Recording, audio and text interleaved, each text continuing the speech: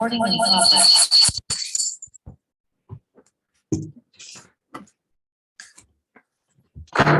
Good evening. I'm calling to order the regular board meeting of the CUSD Board of Education for December 9th, 2021. So welcome, everyone. First item on the agenda is a flag salute. I pledge allegiance to the flag of the United States of America and to the republic for which it stands, one nation, under God, indivisible, with liberty and justice for all. Thank you, everyone. The next item on the agenda is agenda approval. Amendments or get a motion, please. I'm happy to move the agenda. If I could ask first, Yep. we do have one item that staff would like to pull, 11.8 off the consent item. We do want to have more time to explore that. And as we're exploring the 7-Eleven committee and our surplus property, we would like to hold off on this and pull it and maybe bring it back at a later date. All right, so moving the agenda minus 11.8. Thank you, Lori. I'll second. Thank you, Phyllis. Let's go ahead and vote. All in favor, please say aye. Aye. Any opposed? Okay, the agenda is adopted with these amendments. Next item, public comments on closed session. Do we have any public comments on the closed session today? No, we do not. Great, thanks. In that case, then I'm going to go ahead and adjourn to closed session. Expect to be back around 6 p.m. Thank you.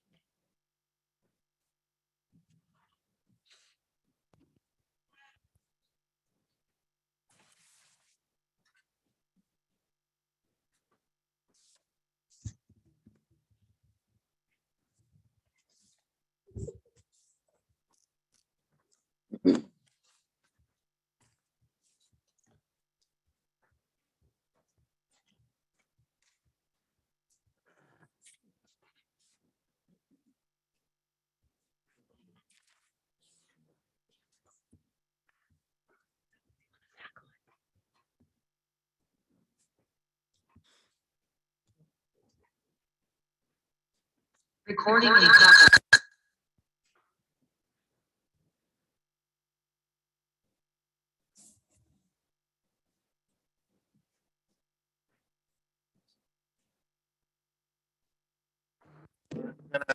Reconvene back to open session. There's nothing to report from the closed session, and we'll return back to closed session at the end of the open session here. With that, then, moving on to item 7, board reorganization. So Mrs. Yao, I want you to take the gavel and take us through this process, please. Thank you so much. But before I start the process of calling for nominations, I really do want to just say a very big thank you to you, Jerry, as serving as our board in this last year.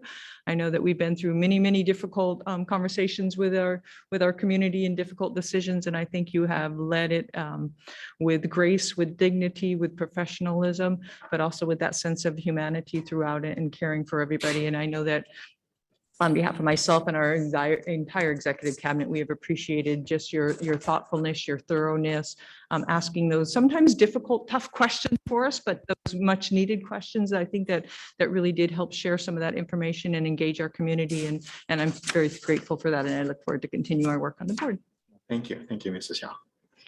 And with that, I am going to call for nominations for our new board president. Do we have anyone that would like to pose a nomination? Yes, I'd like to nominate Satish to be our next board president, please. That require a second? Satish, would you like to accept that nomination? Would like to hear from others before My microphone keeps defaulting. I'm happy to second that motion. I didn't hear. Was that a second? I'm happy to second that motion. Thank Yes, you. Sorry. Let's take a vote. All in favor of Satish becoming our new president for the board for the next year? Aye. Aye. Any opposed? I can't oppose anyways. I am officially turning the gavel over to Satish, who will take over as our new board president. Thank So do you. we have a new seating? We are going to Satish and Jerry swap seats tonight so that Satish can take over the center position here as president. But because we're sitting so that we can be virtually seen as well, we won't ask the rest of the nominees to change seats at the time. Okay.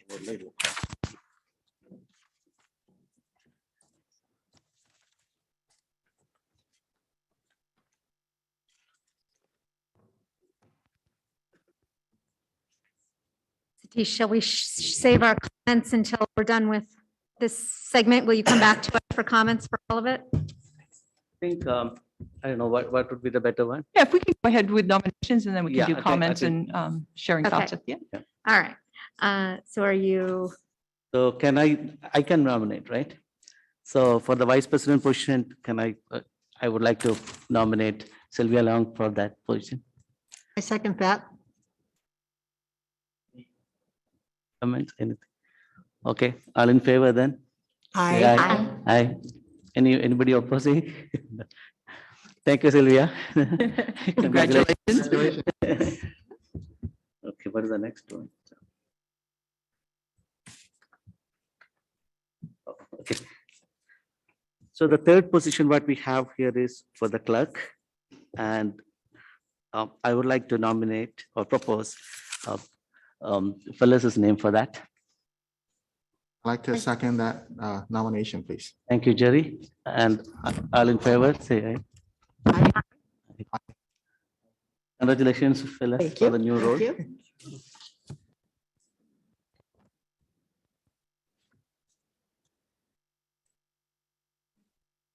The next one is call for nominations for the board representative to the county committee for school district organization. This is currently held by Phyllis, but I would like to nominate, call for the nomination here for Laurie. Second that. All in favor, say aye. I, aye? Any opposed? Anybody? No? Thank you. Then congratulations. There's a second position for the same thing. Again, like I would like to propose or nominate Jerry for that. and what was the office? The same thing, call for second board alternate. Oh, the representative. alternate for Yeah, county second- committee. Got yeah, it. the first Okay, one, okay. Laurie, and the Mhm. second. I second. Okay. All in favor, say aye. Aye. I, Aye. No opposition, right? So thank you. Congratulations, Jerry. So we have everybody, all the positions have been filled. Thank you. So I think I'll just start with my comment, then I think we can go around. First, thank you, board and Ms. Yao for this, the nomination, and I'm accepting that. And I know it's a big role, and definitely I'm looking forward for that with the help from all of you. First, I would like to thank Jerry for his great leadership, and it has been great working with you, Jerry, as a president and a vice president, and we had a great working relationship, and I was able to learn a lot from you. Truly appreciate. And definitely, I would like to highlight few things like, your dedication, passion for our kids, our school, staff, and especially the community as well. Okay. And you go for data in any level, right? Any extent, you'll go for the data and you come up with some analysis on that. Truly, that's a big learning, but I don't think I can do that as much as you do, but it's just definitely, it's a great quality. And especially, on behalf of the board and personally, I want to thank you for your significant contribution as a board president. Thank you, Satish. Second thing is, I'm really lucky because this is the fourth year. I had a great experience working with two other presidents. Okay. I want to thank Phyllis and Laurie. I was able to observe and learn a lot from you all. So 3 different approaches, and definitely it's a great thing for me to, and hope, all the good things I will start, I'll be able to continue with. Then I would definitely like to thank Ms. Yao and the staff here. And it has been as you said, very difficult year what we had. And as a team, we managed it. And I think truly appreciate your leadership and the staff here and your contribution. And we have a couple of new people here as well. And I'm sure as a board, we will do very well. And the first time and this day, I think we are having all people in person here. And it's a coincidence for us that, and as everyone know that we have now enough chairs here for people to come in person and attend the meeting. And thank you all. I really appreciate. You want to go? Sure. So I did just want to acknowledge and thank Jerry for his leadership for this last year. I think, those of us who have walked the path that you've just been on for the last year really do recognize how much it takes to carry that role for the board and for the community. And it is no small thing, what you've done the last year in terms of the time and the personal energy that it takes. And also, I think sometimes both for better or for worse, the perception that comes with the title and therefore the weight that comes with it, fair or not sometimes in terms of what power we actually do or don't have, right? So thank you for all of the time and effort, and thank you to your family, because I also know how much what we do, and especially the year where we're board president, how much it takes for the family to support that and to weather that. And so thank you to your girls and to your wife as well. And then Satish, I just want to wish you well on this year. I know that what you're about to undertake is really a calling to give of yourself to all of us and to the community. And thank you for stepping up to do that. And Sylvia, excited for you to be in this new role as well. So for both of you, can't wait to see where your leadership takes us all. So thank you. Thank you, Lori. Really appreciate. Domingo? Yeah, please.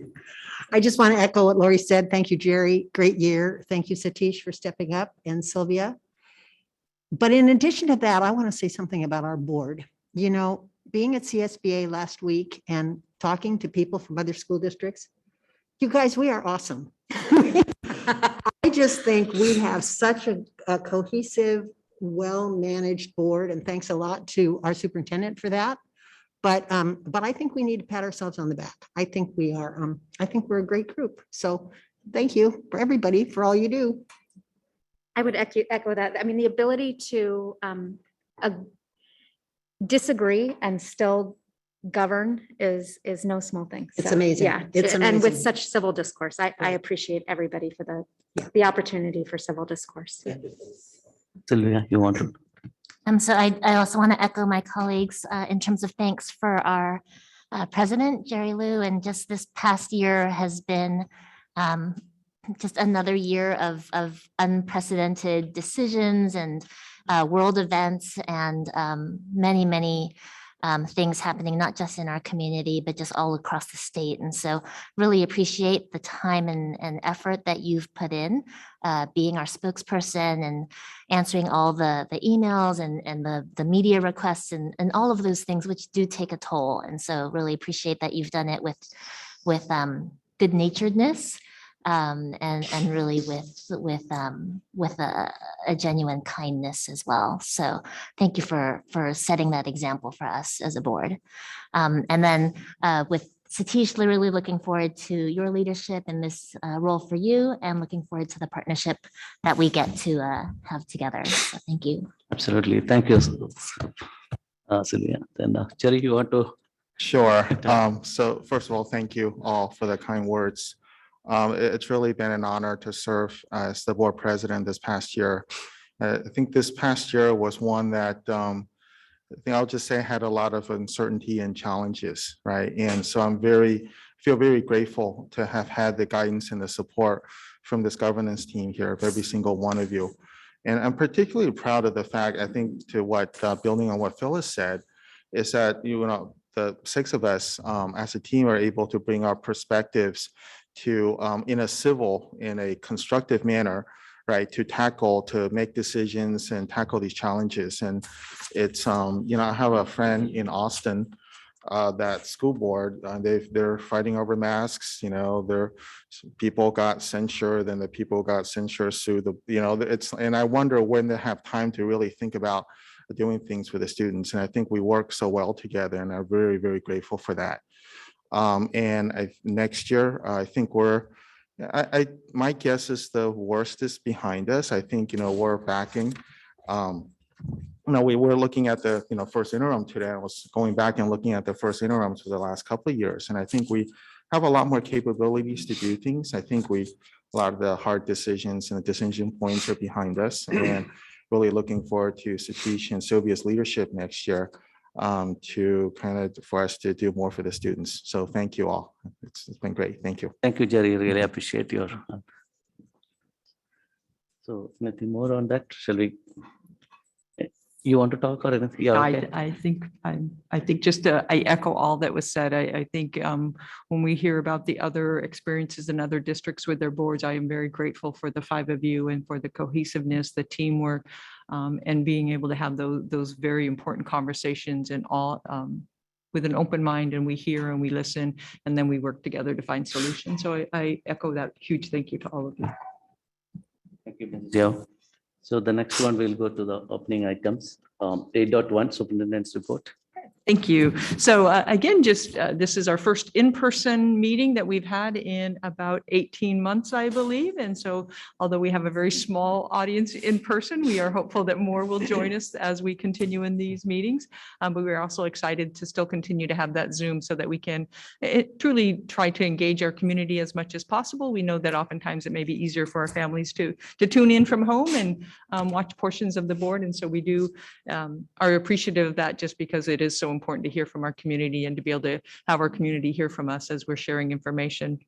Along that line, I know that there are still a lot of questions and comments that we're receiving as we are continuing to work through our school consolidations and moving forward. We began our middle school conversations. And I think the real important piece that I want to share is that staff has worked very hard in providing updated information and ensuring that data and statistics and information and everything that we're sharing with the board is available for our public as well. And so it is on our website.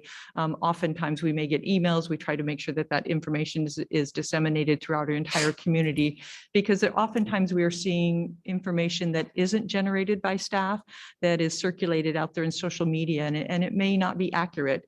It wasn't information that we provided. So I just really strongly want to encourage everyone, if you have questions, to check our resources, check our website, or reach out to staff to find out those answers, because oftentimes if you're searching on social media, it may be data or information that's created by a third party that really isn't accurate. And so I think it's misleading for our families and our community that really are truly searching for those correct answers. So I think as we continue to work together and build that engagement throughout our district and continue to look at that information, hopefully people will reach out to us versus reaching out to social media to find their answers. So appreciate that opportunity to share that information.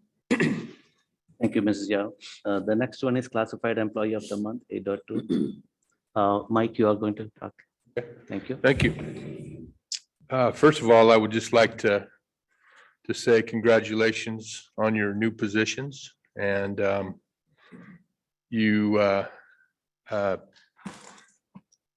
it's a tough position to be a board member, and I appreciate it.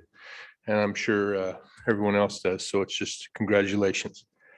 And on another positive note, I'd like to talk about one of our excellent classified employees.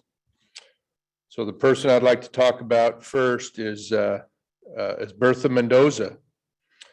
Bertha is custodian at Regnard Elementary School, and she was nominated for this. Thank you. She was nominated for this prestigious award by Amy Whalen, who wrote the following in support of Bertha's nomination. Bertha goes above and beyond daily to make Regnard extra clean. The tables, chairs, bathrooms, and staff spaces are sparkly clean. She's always smiling, has a wonderful positive attitude. Bertha is generous and caring. When you call her, she comes. No hesitation, no questions. Bertha is amazing. Our site adores her. Congratulations, Bertha. And here to talk a little bit more about Bertha is the principal of Regnar, Derek Jackson. Hello. Can you hear me? Yes, we can. Ken, All right, great. So this is the classified staff of the month. I would go out on a limb and say it's the classified staff of the year, but that's not the title of this award. So we have always said in our educational world that it takes a village, meaning all stakeholders working together to educate our students, to provide high quality and positive lifelong lessons, experiences. Many people immediately think of the classroom teachers or the administrator of the school. But in reality, for me, it starts with the custodians. See, the custodians create the environment of excellence that you feel when you walk onto a campus, when you enter the main office, when you walk down the hallway, when you visit classroom. Mrs. Bertha Mendoza exhibits the highest level of professionalism, commitment, and love for Regnar and for the entire community. I have, over the last 2 years, sought her advice on many matters, and we chuckle about that. The staff and students and our parents truly love Miss Mendoza, and we are honored and blessed to be on her team. We are on her team because she leads us. I'm sure that I speak for the entire community when I said that Regnar is what it is because of the care and the attention that Ms. Mendoza has given to the school for so many years. We thank her for her service, and we thank her for being who she is, her authentic self. She is truly amazing. Thank you. And I think Ms. Mendoza is here as well. You want to talk? Is she there? I don't. Anyone else want to talk? Thank you very much then. Congratulations. We'll go to the next item then. Here, communication from employee organization. Do we have anyone, Harry? Sorry, no, we do not. You don't have any. No. Okay, thank you. Then we'll go for the public comment. Here, the public comment is actually the items which are not in the agendas. Okay, so here this time we have actually, there are two types of public comments. Again, like we have people in person here, or people could be from the Zoom as well, right? So as usual, please submit the online comment card by the link in the district website. Okay, so if you are virtually, the same thing, just follow the same way what we used to do that, right, when the item starts. But if you are in person, please submit the comment card via the link. And when we call your name, can come to the podium and speak. Do we have any public comment? We do. We have 4 public comments. If you're virtual, if you could please raise your hand. If you are in person, please make your way to the podium. We have Richard Altmaier, Fang Liu, Leon Zhao, and Poonman Verma. Richard, can you please raise your hand?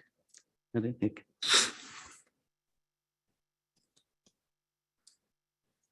Please go ahead. Rich wanted to be on camera, so we're promoting him. It will take just a moment. You can put my video up. Should be allowed to turn on your camera now, Rich, so go ahead. Okay, I think I'm on. Yes, we can see you. Okay, thank you. Considering the mention of a DEI initiative by the CUSD board, I strongly believe such an initiative in our school district must be focused on items which help the children to succeed at their academic work. I observe DEI programs in other districts which become essentially corrupted and steered to adult-focused activities and costs, yielding no student benefit. I want to suggest some requirements. For example, equity, our strategic plan calls for each child to get the personalized help they need to succeed with flexible pace and pathways. Clearly, this help can be different for a given child, and equity recognizes that. For example, a program or position invoking equity should be a majority of time in the classroom helping children with tailored tutoring. Inclusion, for example, should recognize children can be exclusionary, especially on the playground. A program or position invoking inclusion should be a majority of time on the playground, resolving disputes peacefully and supporting peers in activities. Diversity, for example, should recognize homes and parents bring a student to the school with a wide range of preparation and study habits. A program or position invoking diversity should be a majority of time, for example, going to student homes to coach parents on homework methods and study habits. A true DEI program is engaged with the students the majority of the time. What does a failed or corrupted DEI program look like? We see too many of them. A failed program is one which incurs costs, but we see no improvements in test scores, no improvements in homework or study habits. A failed DEI program is one which drives costs higher by hiring people whose only role is to interact with adults and drive still more costs. A failed DEI program was one that inserts itself into the hiring of teachers to require hires to be themselves DEI activists. I call this a DEI grifter. There's no student benefit. A failed DEI program is populated with DEI grifters who propose a lot and deliver nothing of value to our students. Every DEI initiative must be measured on student achievement in the classroom. If there are DEI positions in place now and they don't focus on student achievement, terminate them. Let's have no DEI grifters and Cupertino Union consuming our budget dollars. Thank you. That's the end of my comment. Thank you, Rich. The next person is Feng Liu. Ren? Yes, can you hear me? Yes, please go Okay. ahead. Thank you. So I have a few comments regarding the school closure. So please do not close Regnard School. My family is still very frustrated by the school closure decision. My child and her friends refuse to believe this. They don't even want to talk about it. It is especially very hard time, especially when we have to choose a new school. And according to the last meeting, most Regnard parents have chosen Lincoln. This will cause Lincoln to be the largest elementary school in all of the CUSD schools. Because I have other children attending high school and middle school before, I know how terrible traffic it is there. I don't understand why the school board forced us to choose a school without doing a proper traffic study. My second comment is regarding an email posted on social media. It seems this CUSD board members were started to discussing the school, which school should be closed before the without any basis of the accurate data analysis. So it makes us wondering whether this closing school decision was secretly started before this closing school study. I'm wondering if anyone can help conduct a proper investigation of the whole process. So my last comment is regarding the school board balance sheet. It looks like it's getting better and better in the past few months. Why it keep changing? Also, the revenue minus expense already looks positive. Why school board had to close our school? Thank you for listening to my comments. Thank you, Frank. Is there the audio issue clearly? It's not very audible. So anything can be done?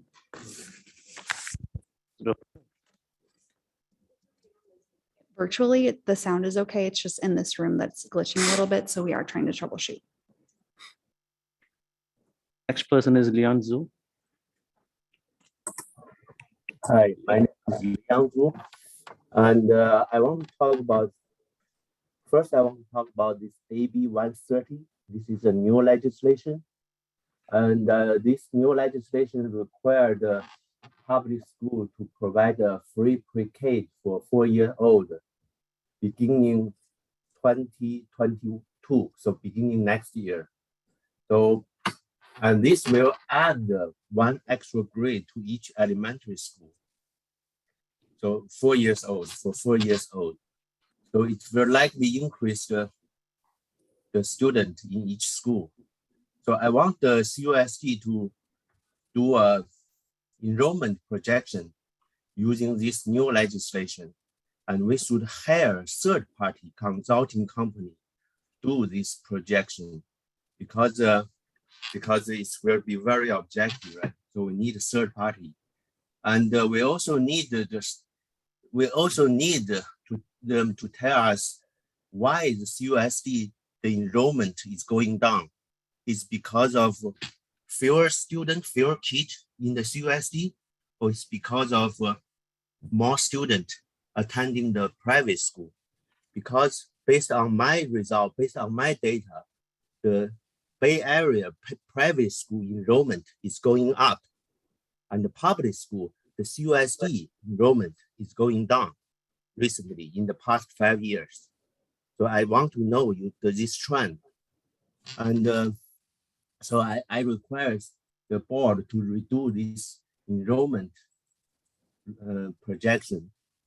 And also I want to talk about the traffic. Basically, you close 3 neighborhood schools in West San Jose. You close 2.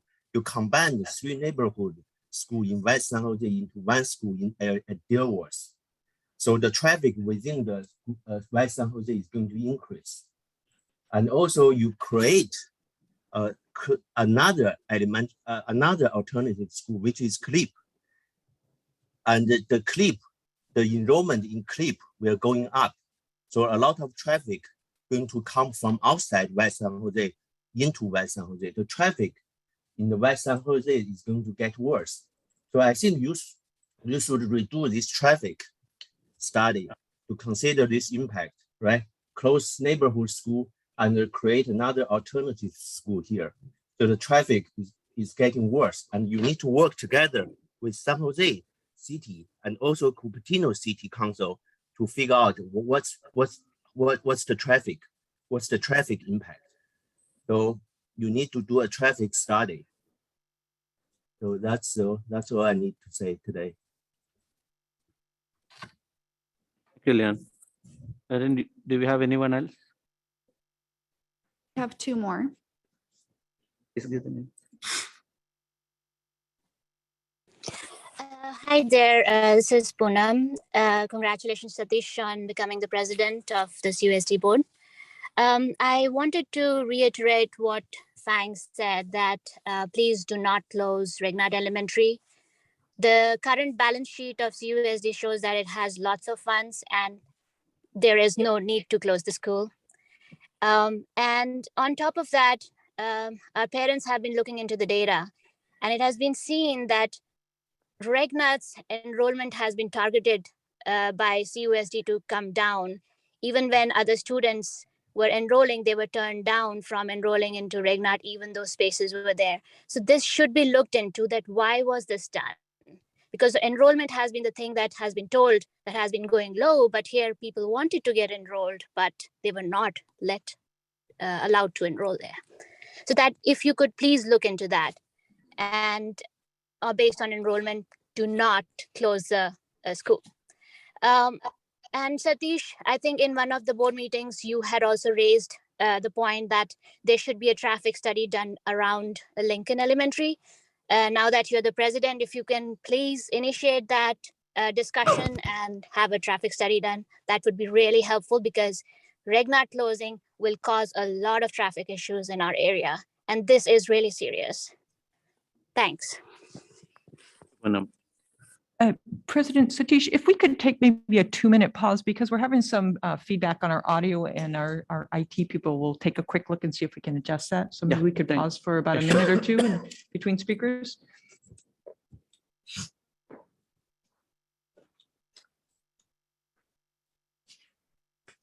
Some nice elevator music that we could play for the 2 minutes. It's about the dance. I know.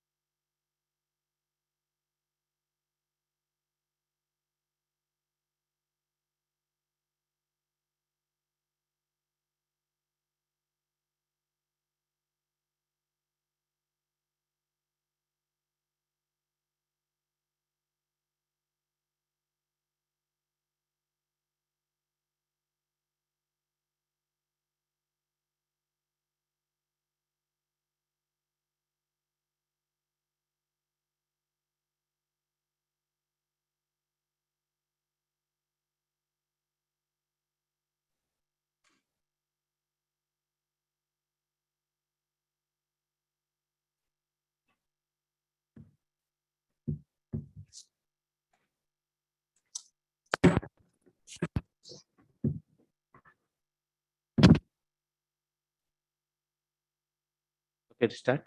We have one more public speaker, Gretchen. Gretchen, go ahead. You're muted. You unmute and start, please.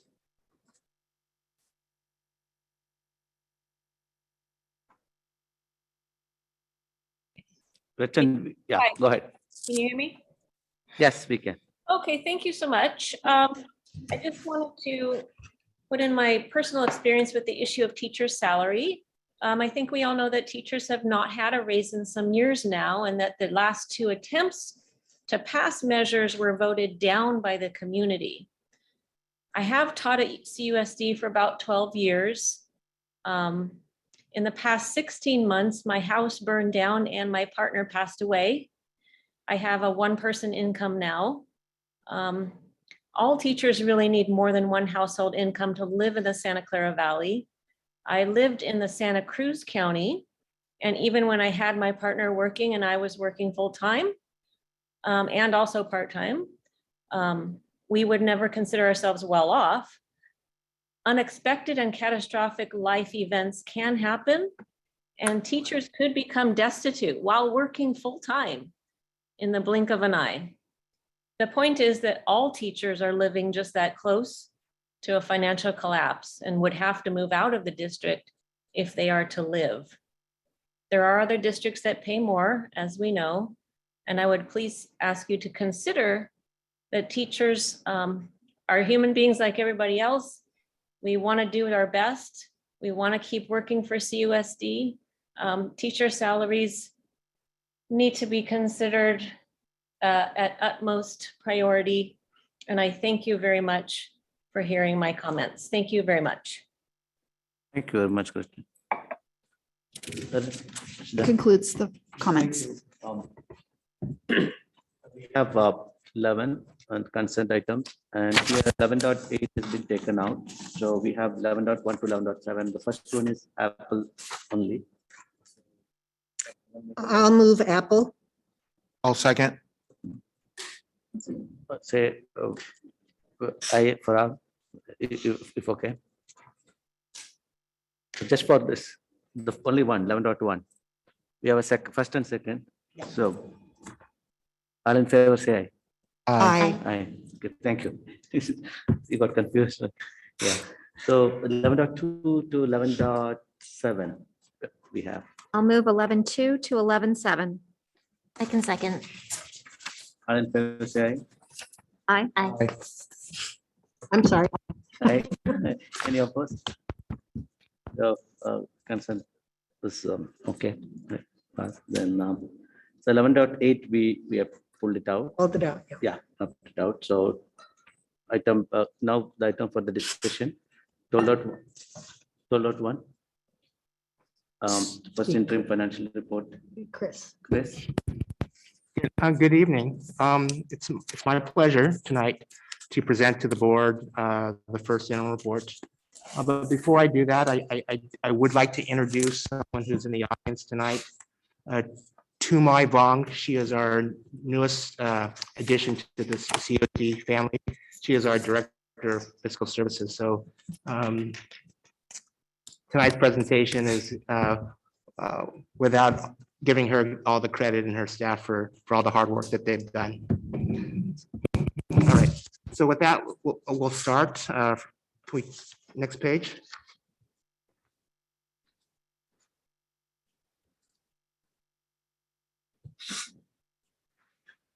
Okay, so as I mentioned, so tonight, for information purposes tonight, I'll be sharing with you the first interim report.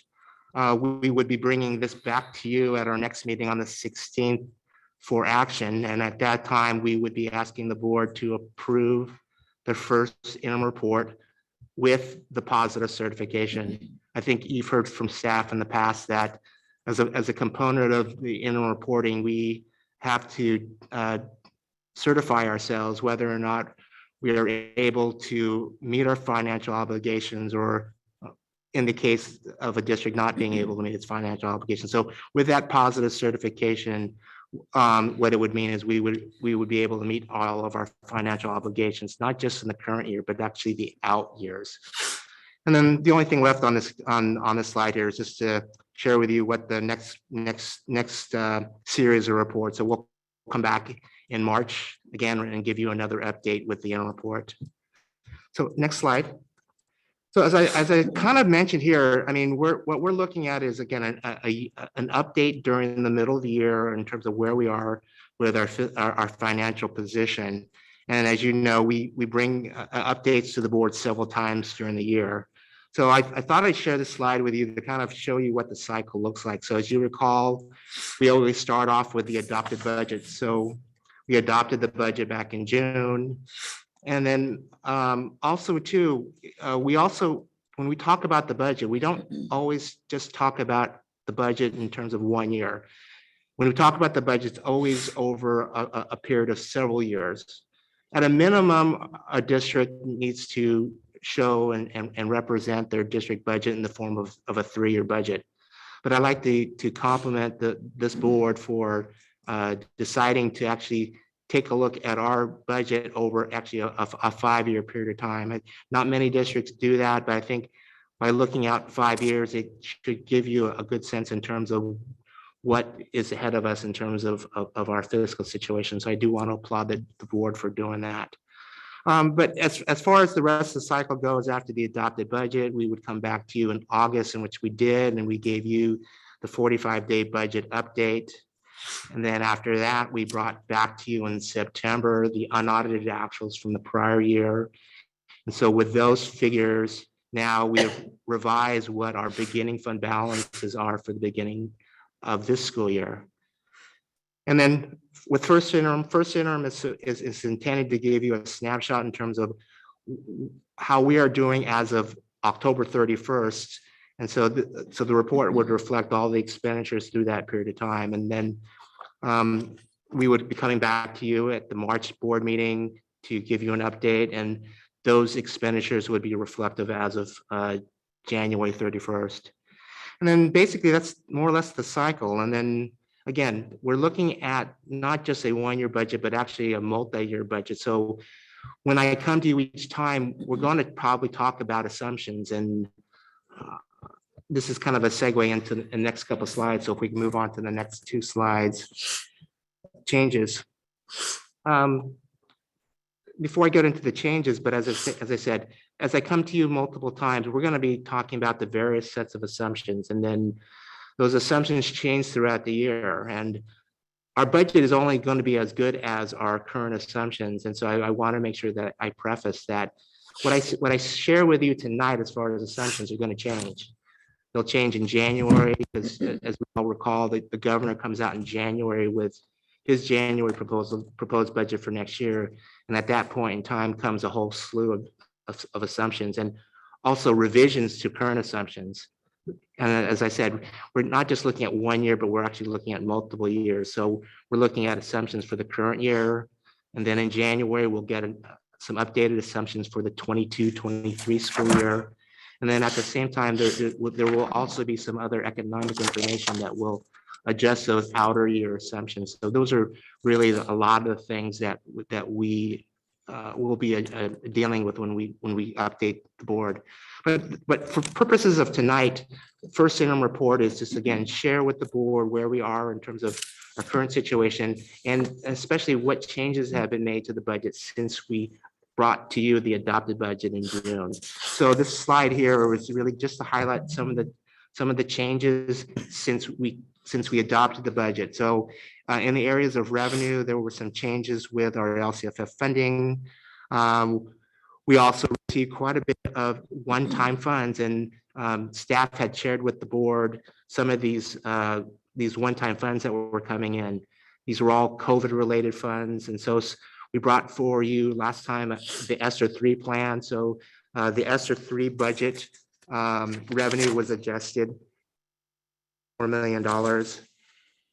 We recently were awarded the Educator Effectiveness Grant. So that is another new program that we are adding to the budget at this point in time, and that's about $3.4 million of one-time funds. And the last of the changes were that there were some additional special ed funding that we received. So those are the main changes with the revenues. Can I move on to the next slide, please?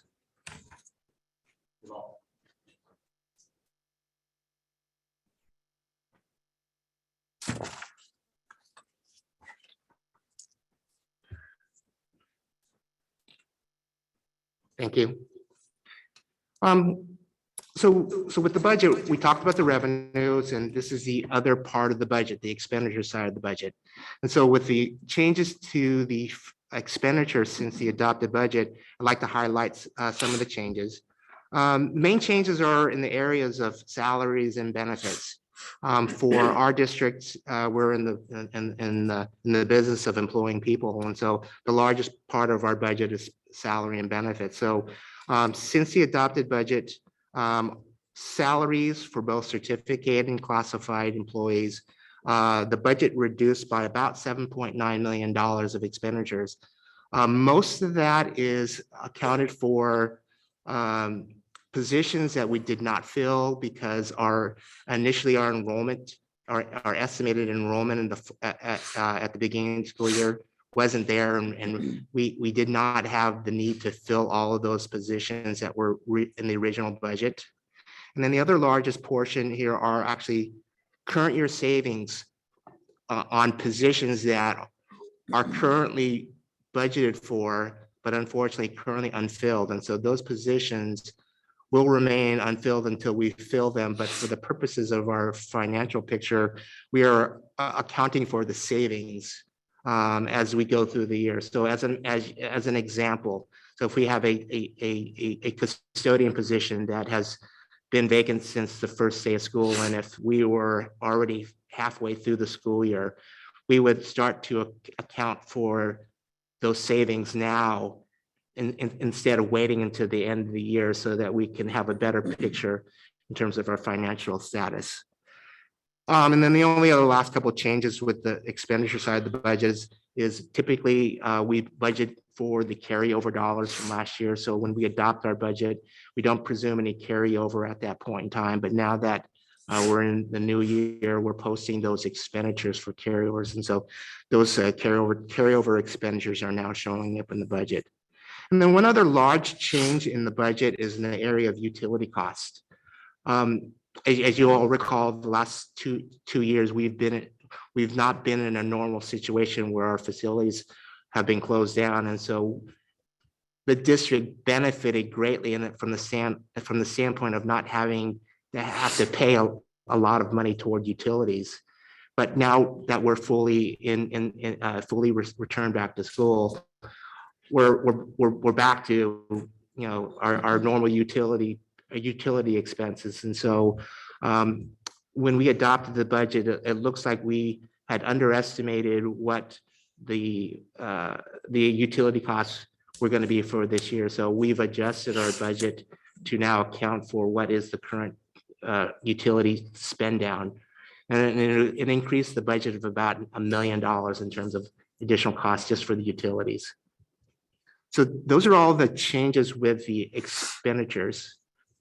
Next slide, please. And then, as I said a little earlier, assumptions. There's just a few assumptions that were changed for the 21-22. There were little adjustments with the PERS and the STIRS rates. Those were the pension rates. I mentioned about the FTE positions. There were savings from unfilled positions. The net reduction was about, let's see, 15.1 FTEs that we reduced the budget by. And then the last one there, the contributions to special education. Again, because we've had some difficulties filling some of those positions, and due to a lot of the great work that's happening with the special ed department, the budget has been revised downward. We had estimated at the adopted budget that the contribution was going to be about 23 million. It's now projected to be about 20.7, so a reduction of about $2.3 million back to the general fund. Next slide, please. And then the out year assumptions, these are some of the things, again, that weren't originally in the adopted budget, but I thought I'd make a point that we've made some adjustments. One of them is around the school closures, which, as we've talked about the impacts to the school closures to our operations, but from the standpoint of the district budget, it wasn't factored into the multi-year projections at the adopted budget. But now that we have are moving forward, we have reflected that in our budget for the 22-23 school year. So with the closure and the consolidation of the campuses, it's roughly about $1.1 million of savings for staffing and about $300,000 for utilities. So about $1.5 million combined between staffing and utility costs is what we've projected back into the budget for 22-23 and going forward from that point. Also, too, one of the additional assumption changes that wasn't reflected in the adopted budget was for future health care costs. As a form of compensation, we offer health benefit programs, and so we didn't have any assumption in terms of a rate or a premium increase in the out year. So we've built in a 6% premium increase for medical insurances in the out year, and that's now factored into our multi-year budget. So with that, let's maybe just show some numbers here. And I apologize, this might be too small to see, but I think everyone's familiar with our multi-year projection. So this is our 5-year look at our situation.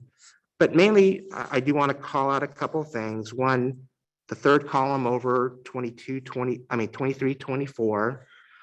When you look at the line where it says local revenue, this is where we have pointed out or have said that due to our parcel tax sunsetting in 23-24, that $8.3 million revenue number now drops down to,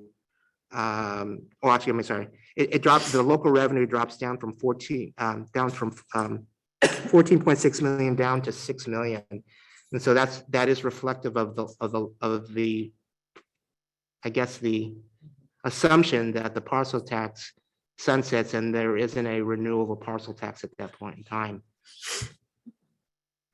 And then the only other thing I do want to call out is that when you look at the 5 years, we were able to demonstrate that we meet our fiscal reserves, the 3% reserve for economic uncertainty, as well as the additional board reserve currently at 3%. So we're able to demonstrate that over the entire period of time. And as I'd like to remind everybody, we have also discussed increasing the board reserve in 23-24 up to 4%. So the combined reserve of 7% is reflective on this multi-year projection. Next page. I think the only other piece, if I could remind on the multi-year, is I know that we've had several questions when we look at the amount of the money under the books and supplies and the services and others, that during the 21-22 school year, it's much higher than the outlying years. And that really includes all of that COVID money that we've have received and are spreading out. So you'll see a significant difference when you look from 21-22 until the outlying year of 22-23, and specifically those two areas. Books and supplies is at 18 million, and then it goes down to a 13 million next year. And that really is why we have put all of the majority of our COVID money into the spending of 21-22. Stacey, you prompted me to remind us all as well. When you look at these numbers here, these numbers don't assume any additional compensation for salaries. And so right now this is based on the status quo. And so should the district negotiate a salary settlement, that number will then be adjusted into these numbers. So these numbers here don't take that into an assumption at this point in time. All right, next slide, please. If we're okay with the numbers, the next few slides, I just want to kind of build us up to this new terminology of community funding. But I thought I'd start us back in terms of, where are we in terms of how we're funded? So for our audience here as well, this is kind of an introduction as well to how funding works for a school district such as ours right now. So we've all been accustomed to the word local control funding formula, or LCFF. But basically, it's just a simple mathematical calculation where you get a dollar amount per student, and then you multiply that by the number of students, and then you get a number. You get a base number for which our funding is going to be based upon. So in this example here is, again, simply speaking, based on the amount of enrollment we have and what we receive per pupil gives us the amount of funding we get for LCFF. The amount of funding that we get per pupil is tied to what is referenced sometimes as COLA, or the cost of living adjustment. So you'll hear staff talk about what the governor is projecting or proposing for an upcoming COLA for the out year. In the current year, the COLA, the funded COLA is 5.07%. That's just for your information. And then the other component of that mathematical equation is the amount of students that we have. So we're not actually, unfortunately, funded based on the exact enrollment that we have. We're actually funded based on average daily attendance. So if we had 100% attendance, we would get 100% funding based on every student we have. But we do very well in terms of our attendance rate. We are, I believe, still at 98% or higher. So we do really well in comparison to most other districts. My previous district, our attendance rate was closer to 95%. So we're getting 95. We were only getting 95% of the funding, whereas we're getting 98% of the funding because we have such a great attendance record. But I do want to mention here is that, for this year, our funding actually benefited because of the COVID and the pandemic that we're dealing with.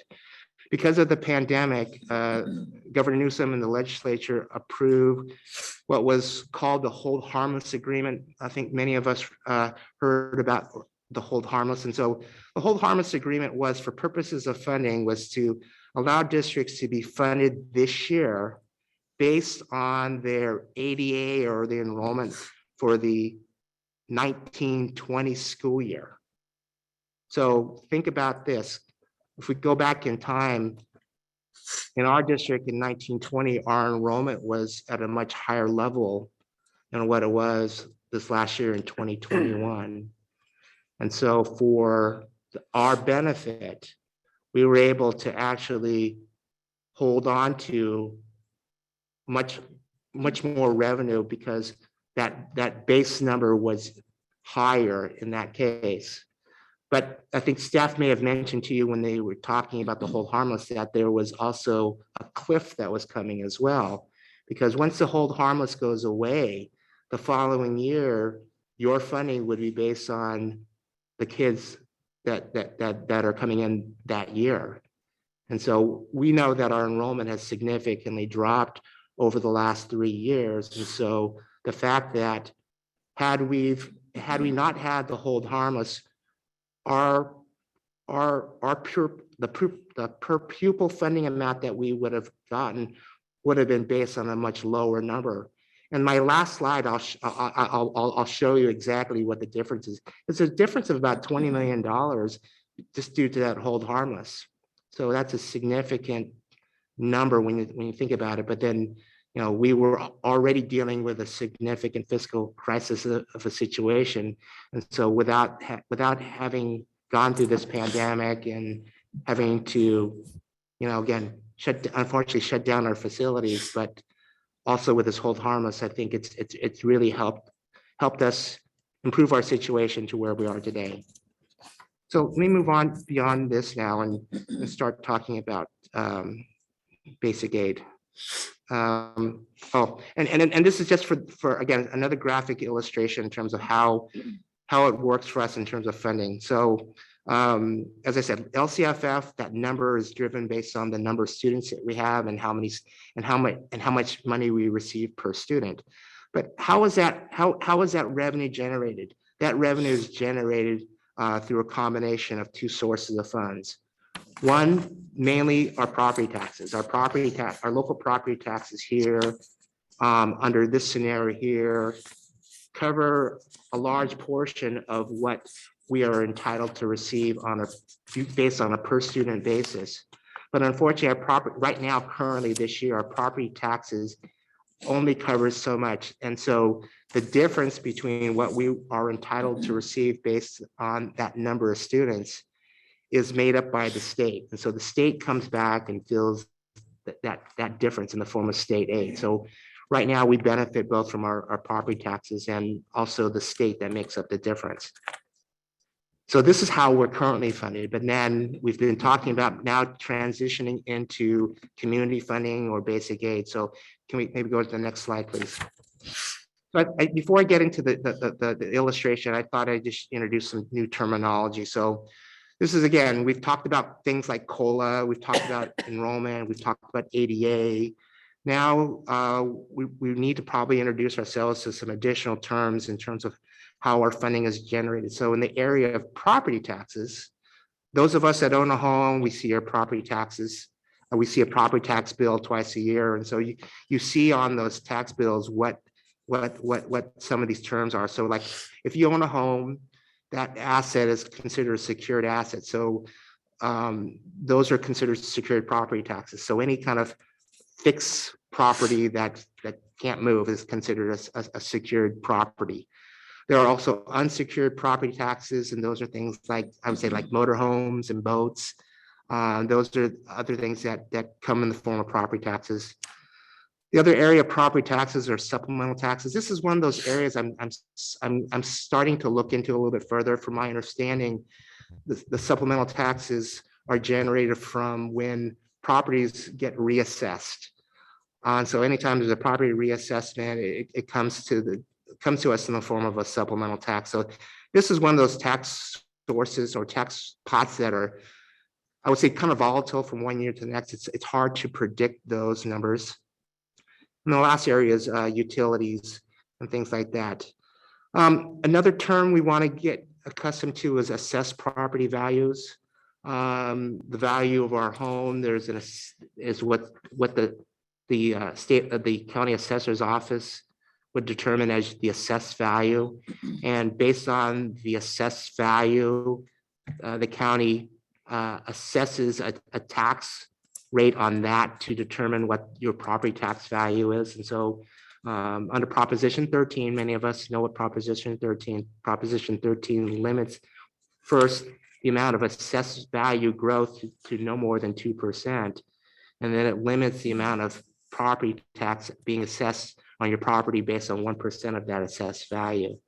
And so those are the stipulations that we have to work with under Proposition 13.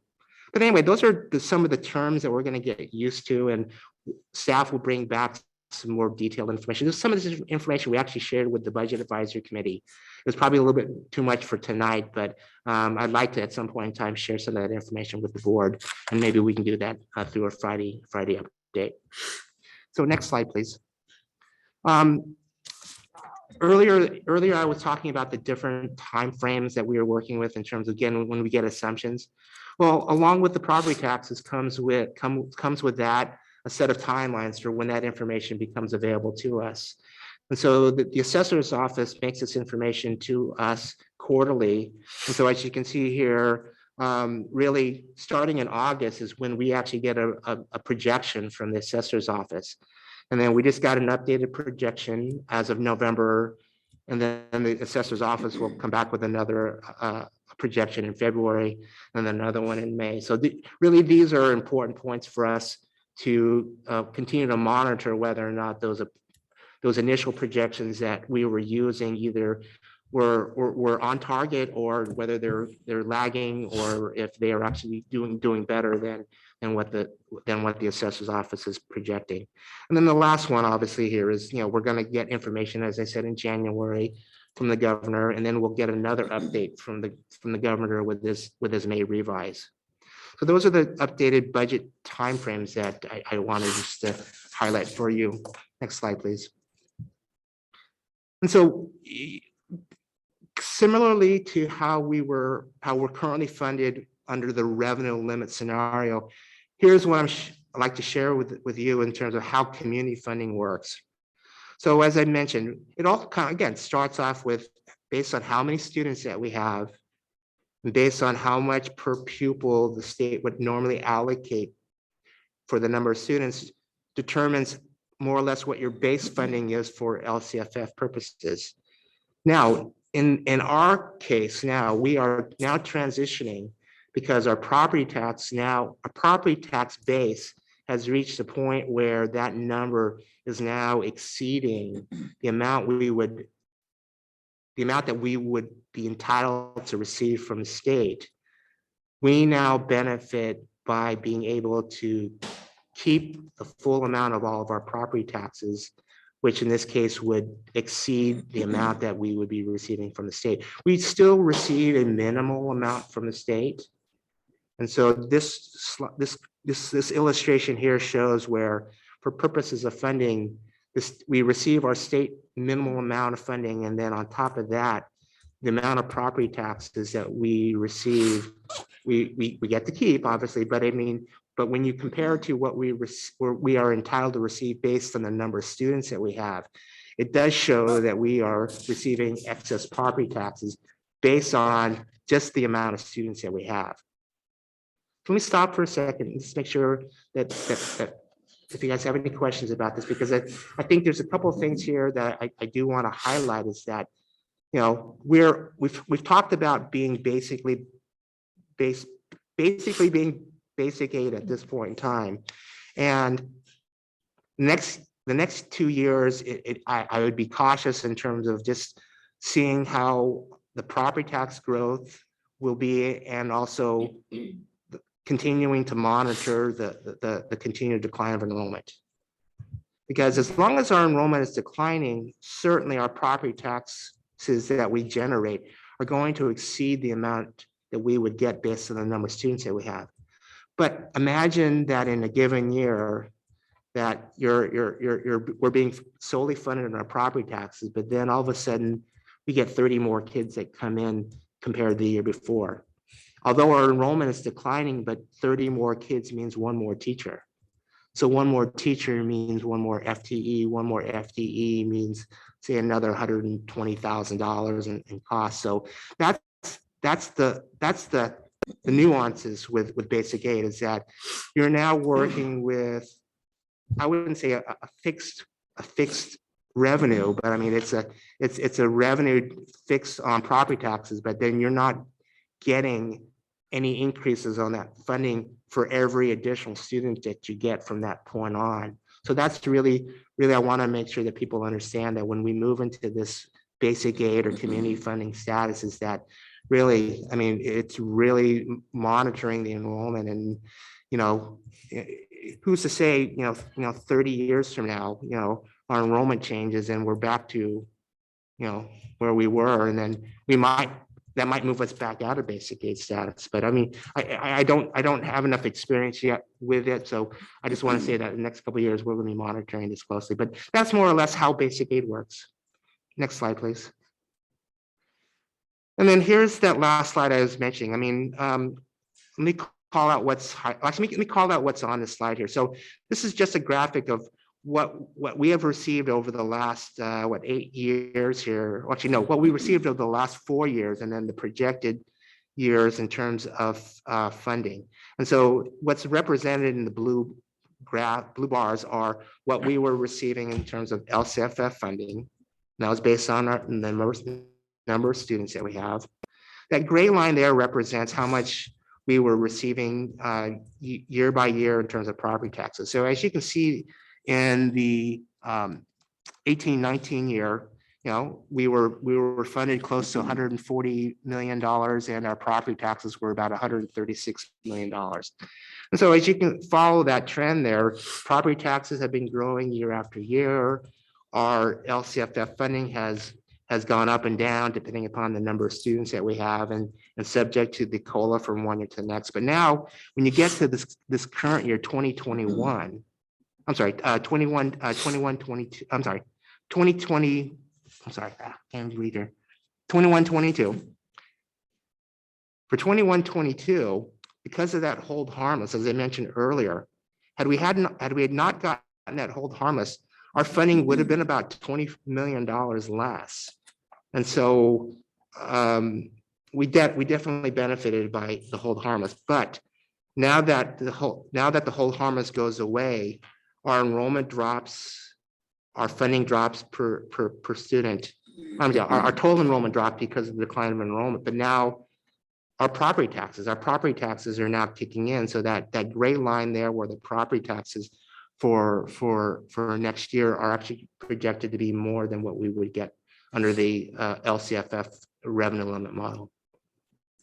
So let me stop. Let me see if there's questions. This was the my last slide. I have a question. Yes.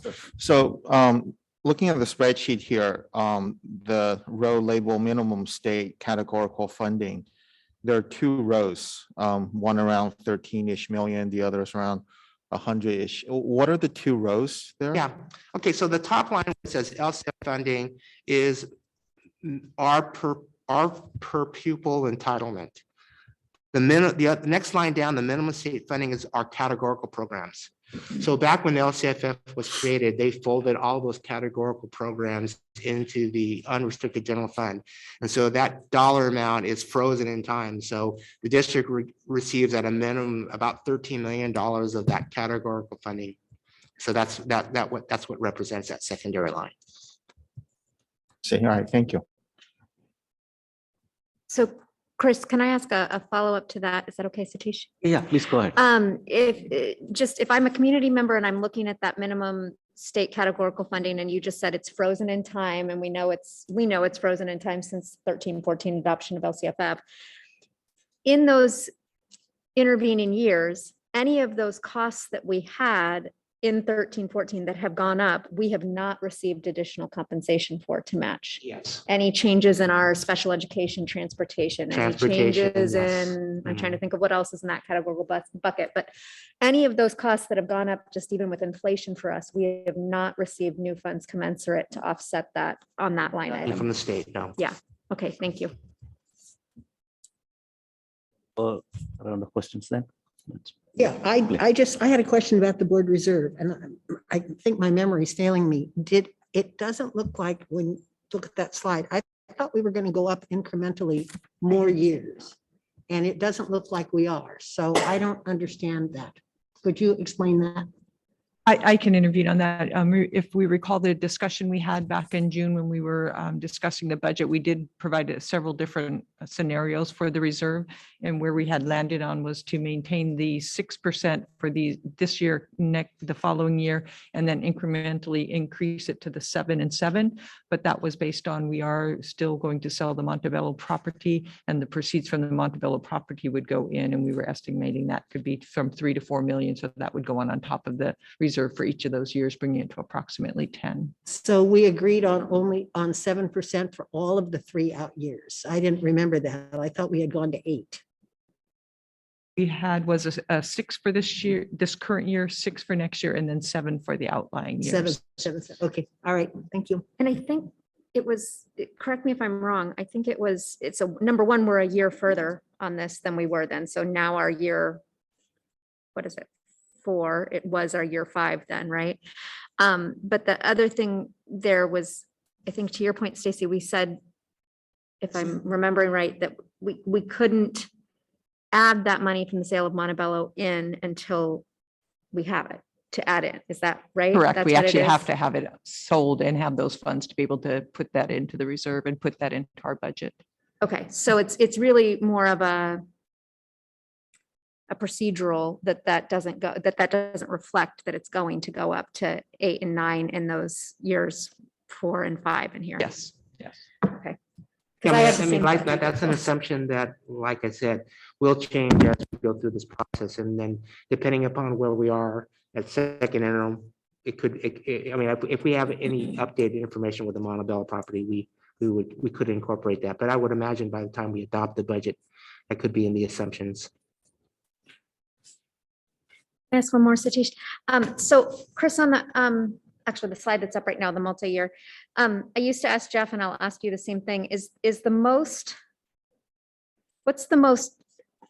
likely line item that we'll see big swings in here? Is it still COLA or is there something I'm sorry, else? so that, okay. What's the most likely line item in the revenue coming in these 5 years to change? Is it still COLA as we move into basic aid, or now is it the possible excess property tax?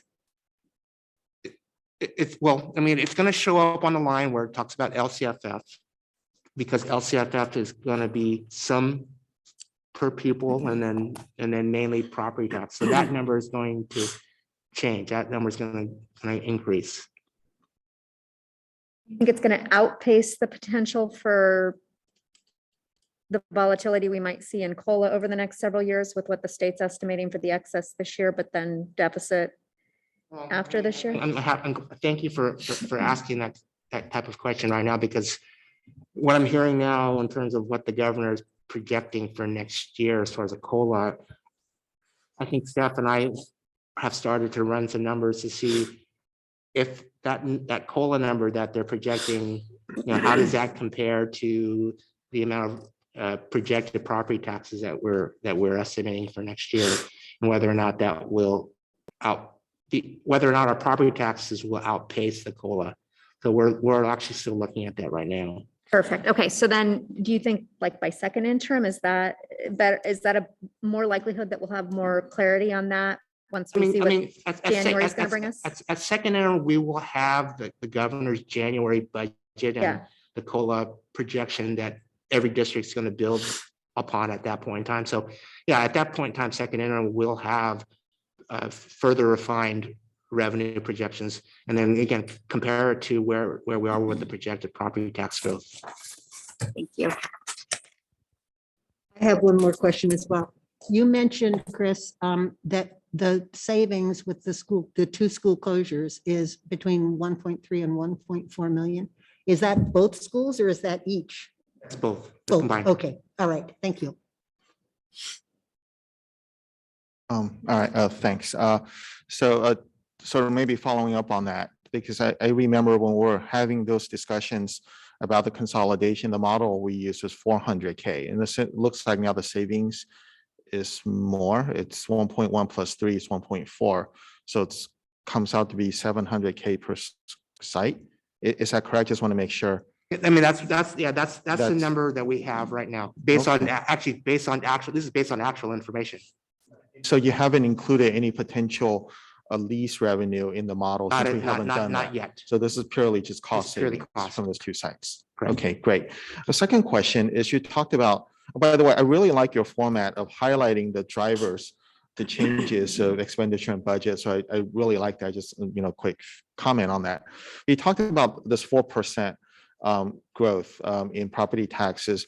Where does that reflected on this multi-year projection? Is that in the LCFF line, or where can I expect to see this 4%? Which row, I guess, or rows capture that?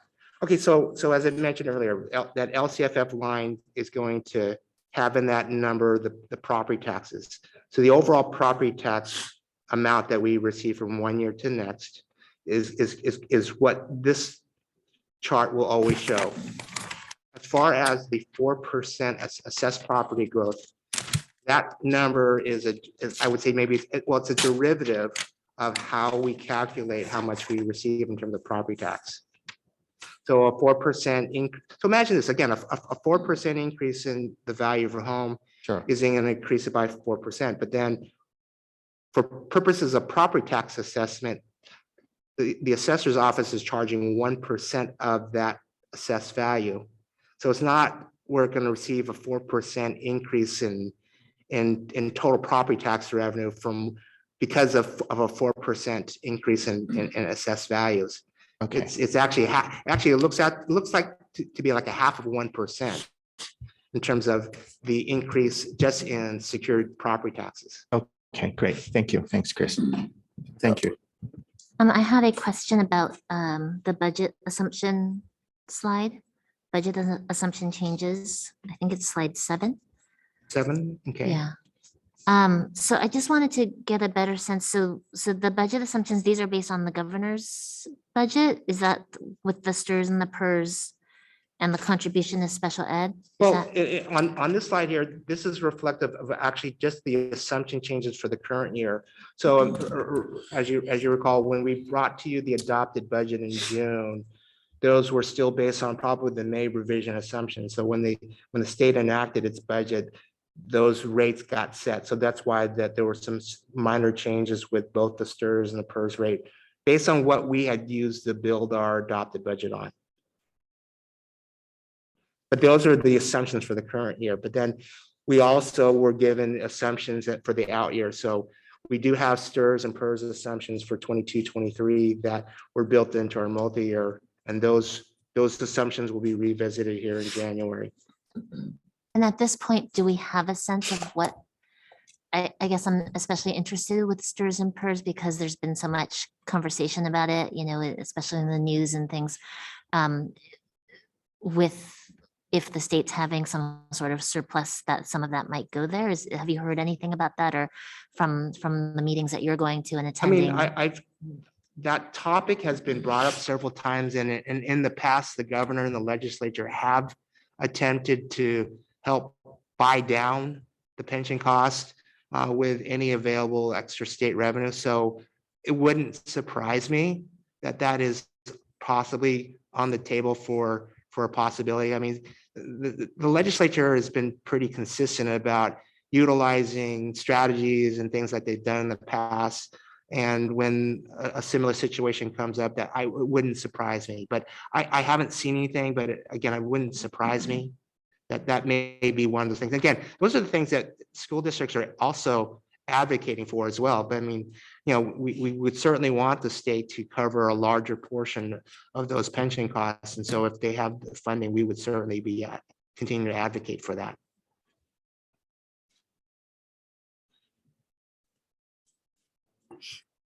Slide 6, Chris.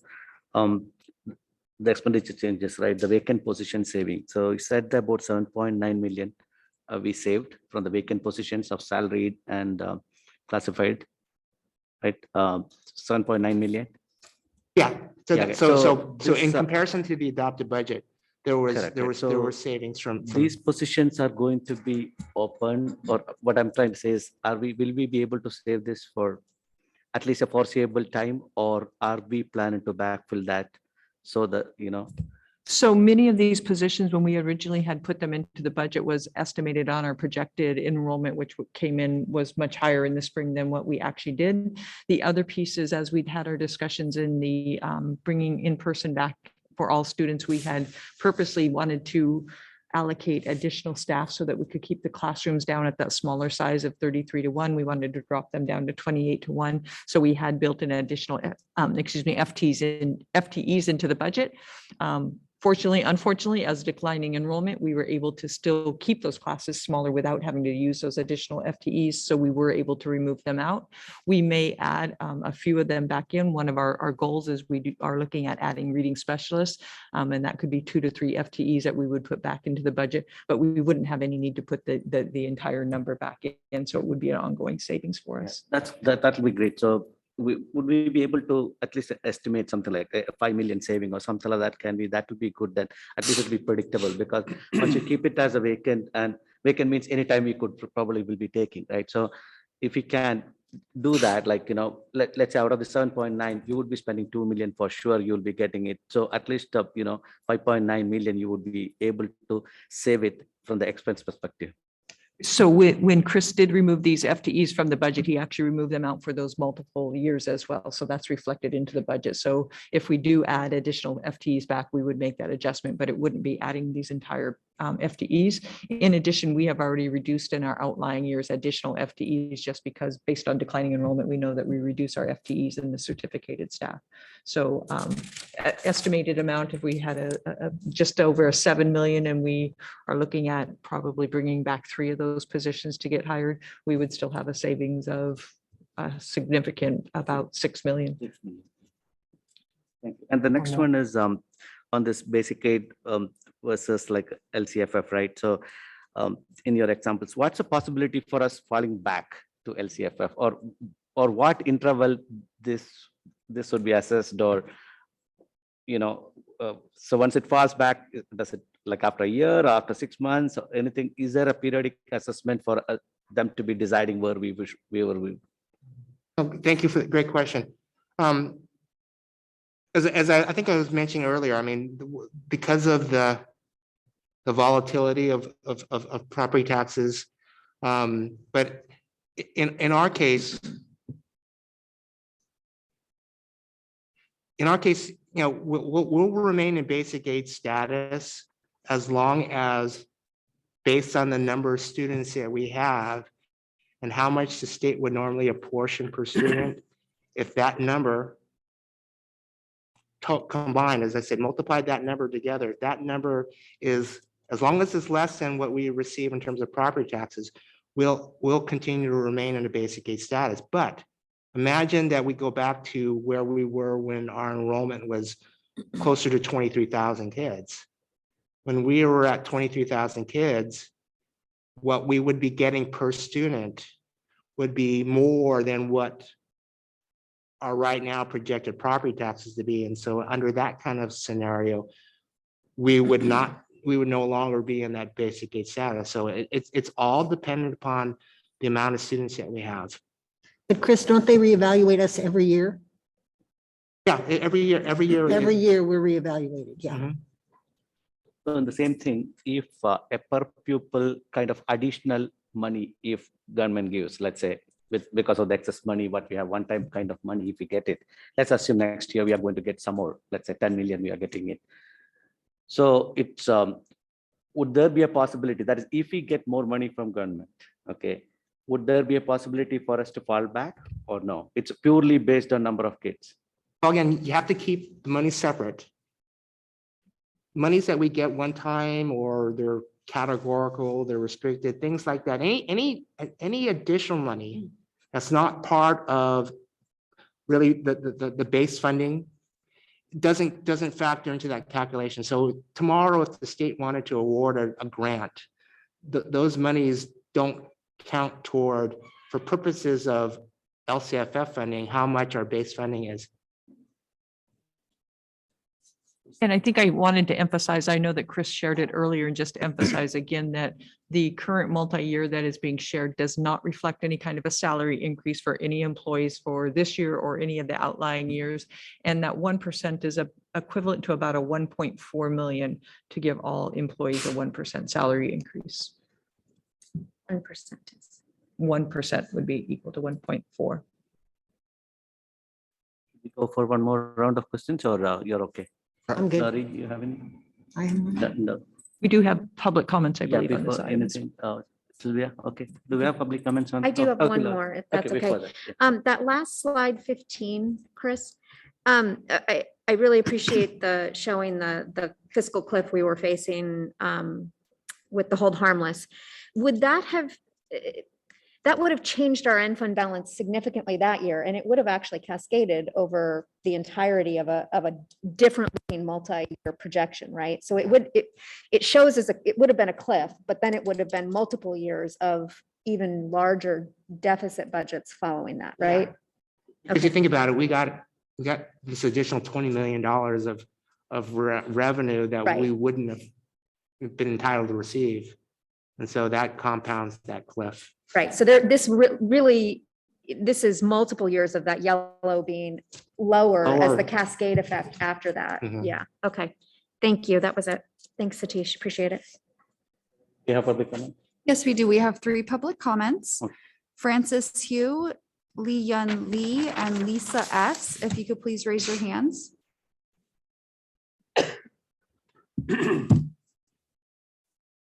Francis. Thank you. Francis, go ahead, please.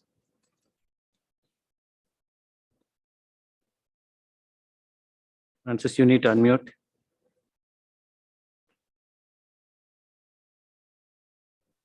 Yes, can you hear me right now? Yeah, we can hear you. Yes, yes. So I just look at the financials that provided by this Chris, and I do have that October 14th meeting of a document of Cupertino Union School District Resolution Number 2122-07. And they stated on this resolution citing the declining enrollment and the continuing budgetary shortfalls as the major reason for you to close our schools, close Regina and Millhouse. And I look at the numbers today, I think our financials are very healthy. We have the ending balance of 45 million for 2021, 2022, and it will gradually increase to 53 million in the end of 2025 to 2026 school years. So I do not see any ongoing budgetary shortfalls from the financials provided. And also the other gentleman, Chris just mentioned going to move to the basic aid funding model in 2022 to 23, which means if we have low enrollment, actually each student would have more budget. That is great for our students because they have more financial resources to use to try various programs in the school or after school. So from all these numbers, I don't know why the board has rushed to choose to close our 2 schools. And this gentleman also mentioned saving 2 schools will only save us $1.3 to $1.4 million, while we have very healthy financials from your budget update. I think even my son, who is an elementary student at Regina, will know these numbers and know that, do the calculation and get a conclusion that we are very healthy and there's no reason to close 2 schools just for the sake of saving $1.3 to $1.4 million. I don't get it. This is my first comment. And secondly, I have to conduct a lot of research on the Lincoln triangle school area, tri-school area, and I think you really need to do a traffic study before you decide to close our school. Thank you very much. Thank you, Francis. Are we okay or? I think the audience is okay on hearing it. We're just having difficult in here to understand it. For us to hear better, right? So if we can, do you think? I think it was actually, when you pull the plug and the one that's facing just one direction, we can hear it enough that it's actually better than the potentially, sorry to interrupt. I think. Or at least I could, I don't know. And we can go back and watch them on video too. That is true. I think that's good too.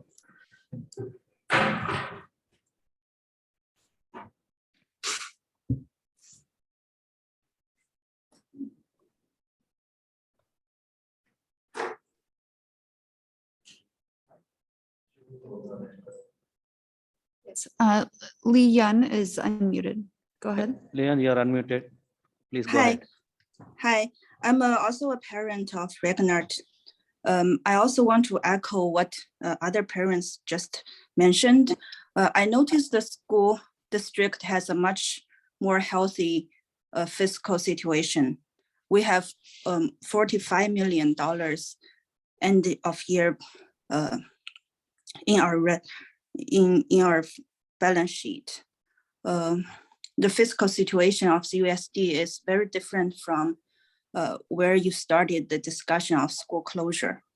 Also, additionally, transitioning to the basic aid funding model, my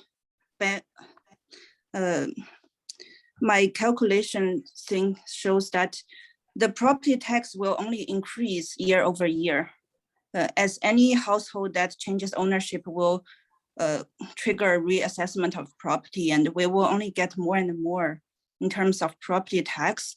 And every declinement of students will just make per pupil funding more. So combining those 2 points, I really want you to reconsider the school consolidation. The second talking point I have is we have a lower enrollment today comparing to the overcrowded situation. But if you look at the numbers of average school size, the CUSD has a much more higher average elementary school size comparing to Santa Clara, Los Gatos, Palo Alto, Saratoga. They all choose to operate on a much smaller classroom size.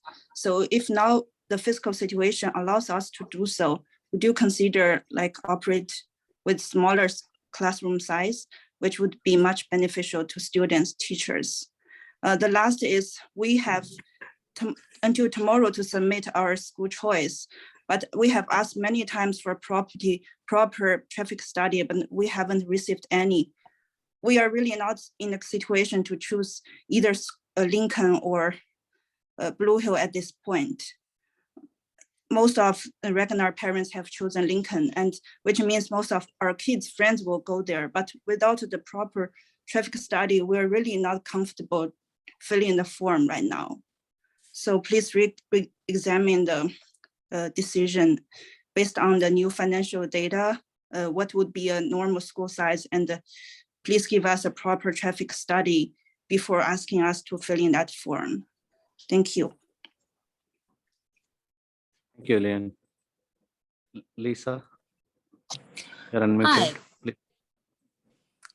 Go ahead. Hi, I'm a Ragnar parent.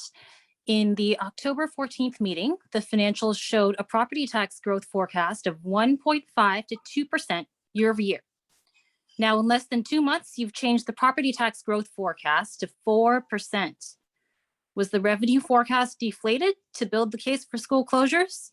Because clearly we're in a much better revenue position than originally shown. You can't just change the forecast to support whatever case you're making. There are students' futures at stake, the families, the community. Are we going to find next year after schools are closed that we actually had even more money than this? Moreover, you're also saying you saved 1.3 to 1.4 million per year from closing the schools, but are you including the ongoing cost of expanding CLIP? Regardless, it's very clear that there's enough money here to give teachers a raise. There's enough money to keep schools open. Also, CUSD is not a for-profit entity. It's not supposed to be accruing funds year over year. It's supposed to be spending them on the students. I don't think that using this money to keep schools open is a big ask. This is just the bare minimum.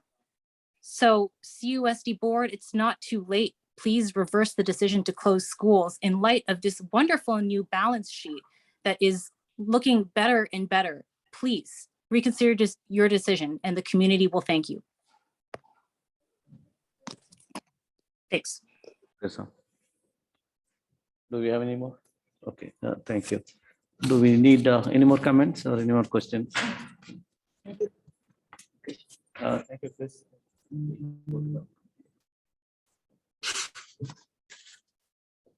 So bringing forward tonight, information on this is another one of the one-time funds that we're receiving. It's a little unique. It is a one-time, but we do have the course of the next 4 years to be able to spend the money. So tonight we wanted to introduce our plan that we've collected with input from many of our stakeholder groups. And then we would actually be bringing it back to the board for approval on December 16th. So I'm going to turn it over to Allison. Thank you. So as Chris mentioned, we received approximately $3.4 million in the Educator Effectiveness Block Grant.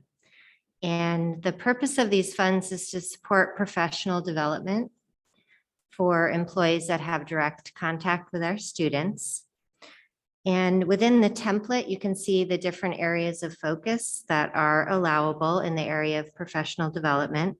Things such as coaching and mentoring, improving literacy, social emotional learning and mental health, ensuring positive school climates and inclusive practices, as well as supporting English learners and early childhood learning.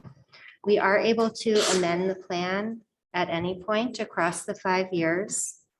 And in our stakeholder conversations, many of these themes were brought forth, including the importance of continuing to focus on our work in the area of MTSS in both academics and social emotional learning. The importance of working in collaboration with our wonderful classified staff and making sure that they have professional development opportunities as well. In addition, the value of site team development towards school goals. The critical aspects of mentoring and coaching for teachers, but also for managers in leadership development. as well as the importance of focusing on our English learners and our increasing focus on early childhood learning as we expand TK in the coming years. So our plan reflects the components that are connected to district goals and were brought forth by the stakeholder meetings. We bring the draft for your input tonight, and the next meeting, we will bring the plan for board approval.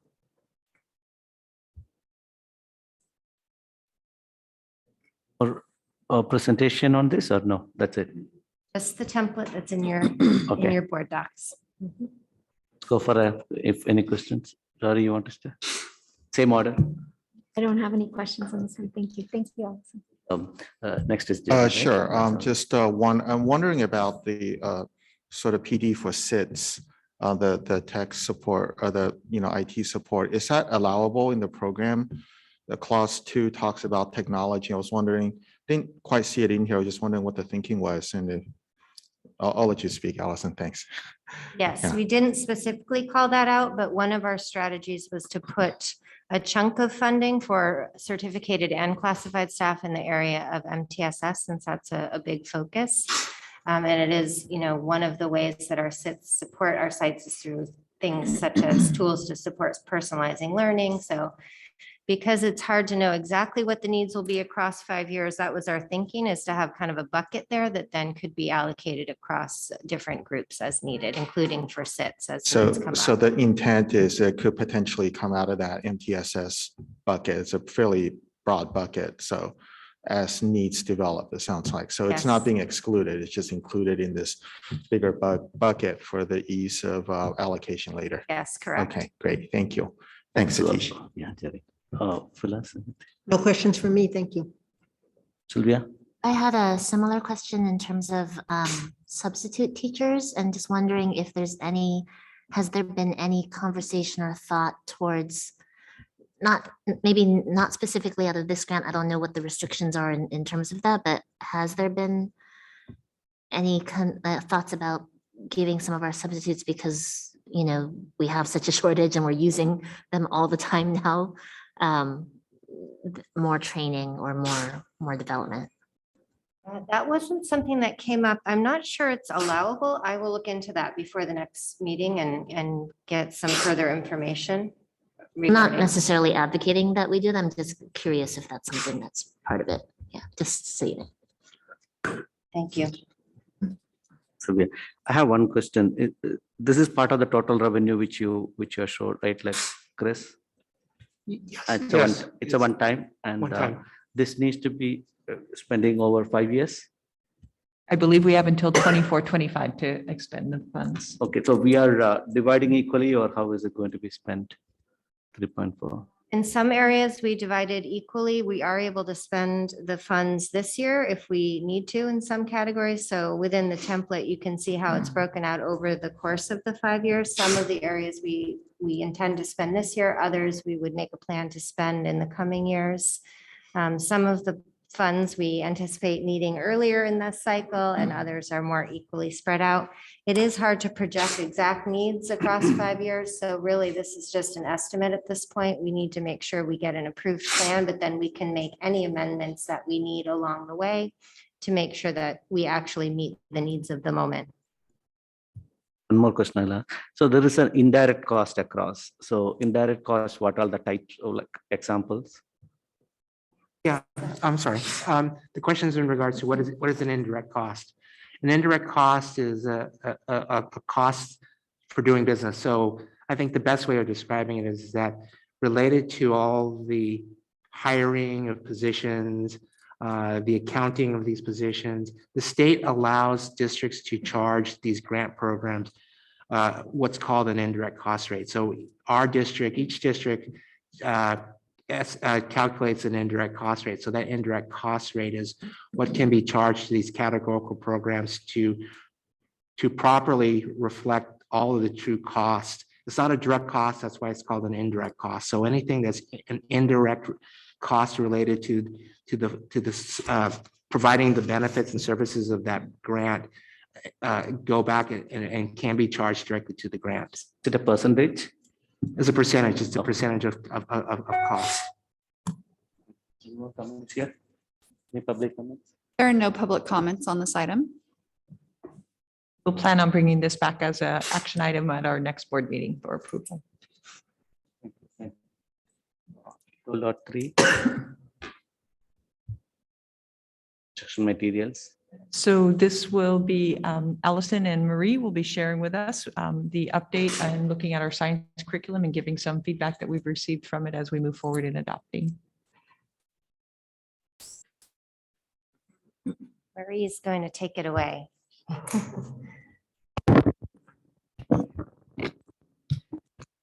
All right, trustees, I'm very excited to be here to present this information to all of you. We have been working with a team of wonderful science educators. We have spent over 2 years coming up with this decision or this recommendation for you. There's been a lot of piloting that's happened. If we could just go to the next slide. The teachers have been involved in piloting Amplify Science, Inspire Science, and then finally STEM Scope Science. And amidst that, we had a pandemic that slowed us down, but we have this wonderful group of teachers that has just stuck with it. And we are very excited to share with you our recommendation for STEM scopes. During this pilot process, we engaged in looking at 1 unit per program. And we had teachers from 6th through 8th grade that were involved in this pilot process. We've gathered feedback from teachers, from students and parents on this, on the various programs that we piloted. And if we go to the next slide, we can see the names of all of the pilot teachers that have been a part of this. We did lose some along the way, and we gained some. So we have a wonderful group that is representative of all of the middle schools, and we have all of the grades represented too. We can go to the next slide. In this process of piloting, we really took into account our strategic plan. This was something that we weighed our decision up against. And in addition to that, on the next slide, we used a tool that you are probably very familiar with now because I've spoken about it multiple times. It's the Next Gen Time Tools. And this was what was recommended to us by the county and by the state. Most districts are using this to help with their decision-making process. So we utilize these tools. And if we go to the next slide, there's a sample of one of the rubrics that we have utilized in our efforts to evaluate the curriculum. We had to work very collaboratively together. So with this rubric and all of the various rubrics that are involved here, the teachers first took a pass on their own, and they needed to score either a 1, 3, or 5. And they were not allowed to have any scores in between, which is really hard for teachers to do, but they did it. And then in addition to that, then they had to come up with a consensus score.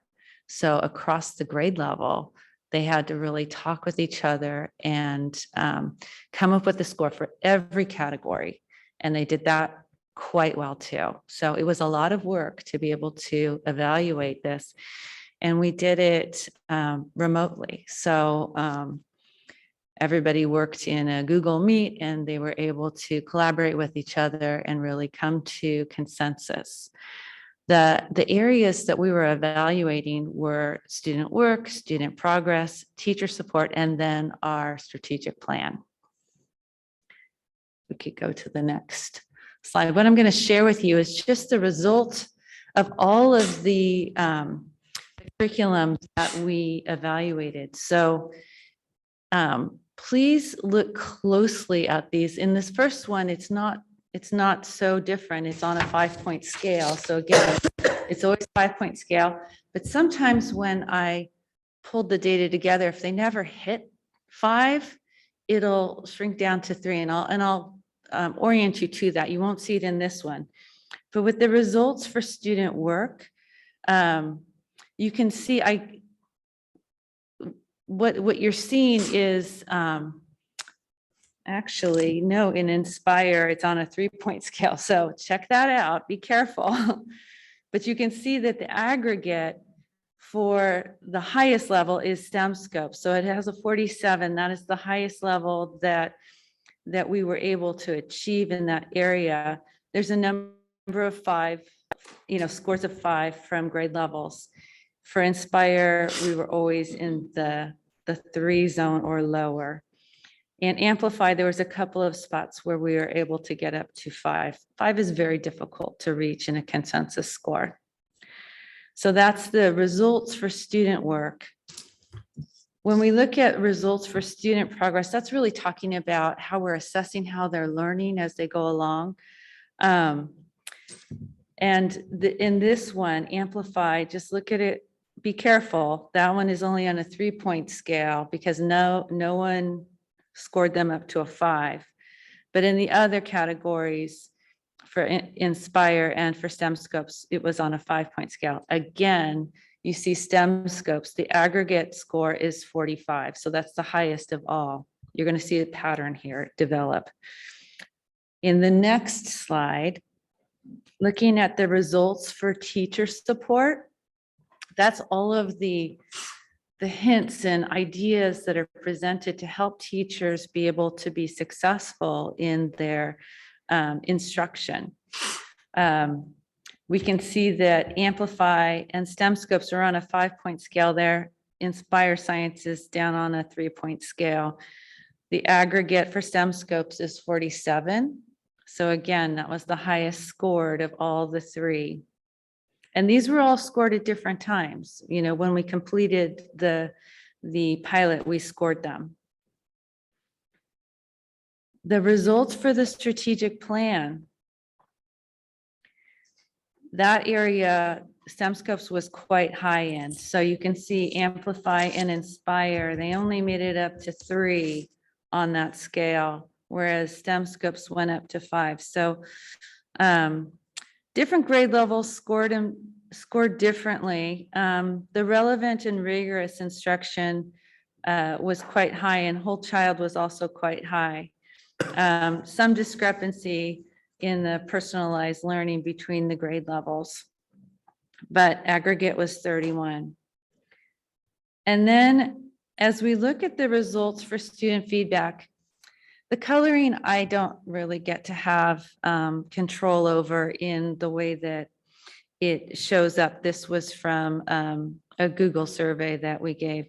So what you want to see larger are the red and orange areas. So red being, I liked learning with this particular curriculum some of the time. And then orange is, I liked learning from this particular curriculum most of the time.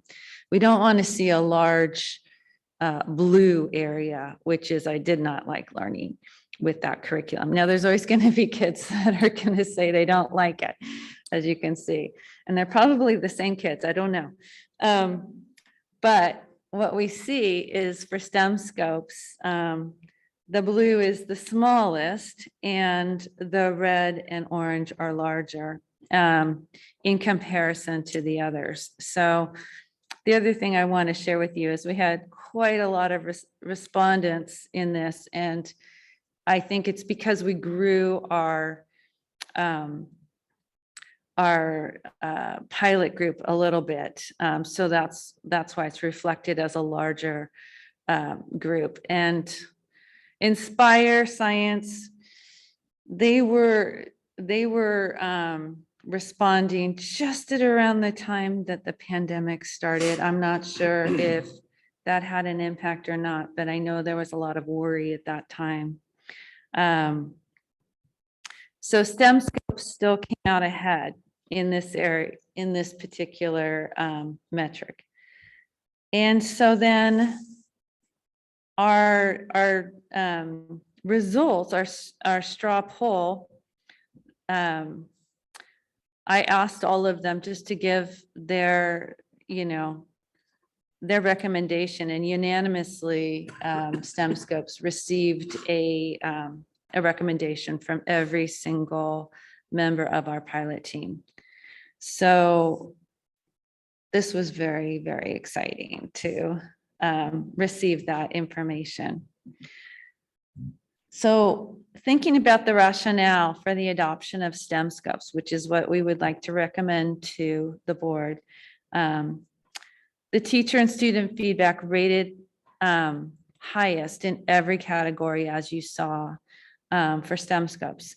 The students and teachers reported high levels of engagement, and that was especially true with the hands-on learning labs. So they've really enjoyed those when they participated in them.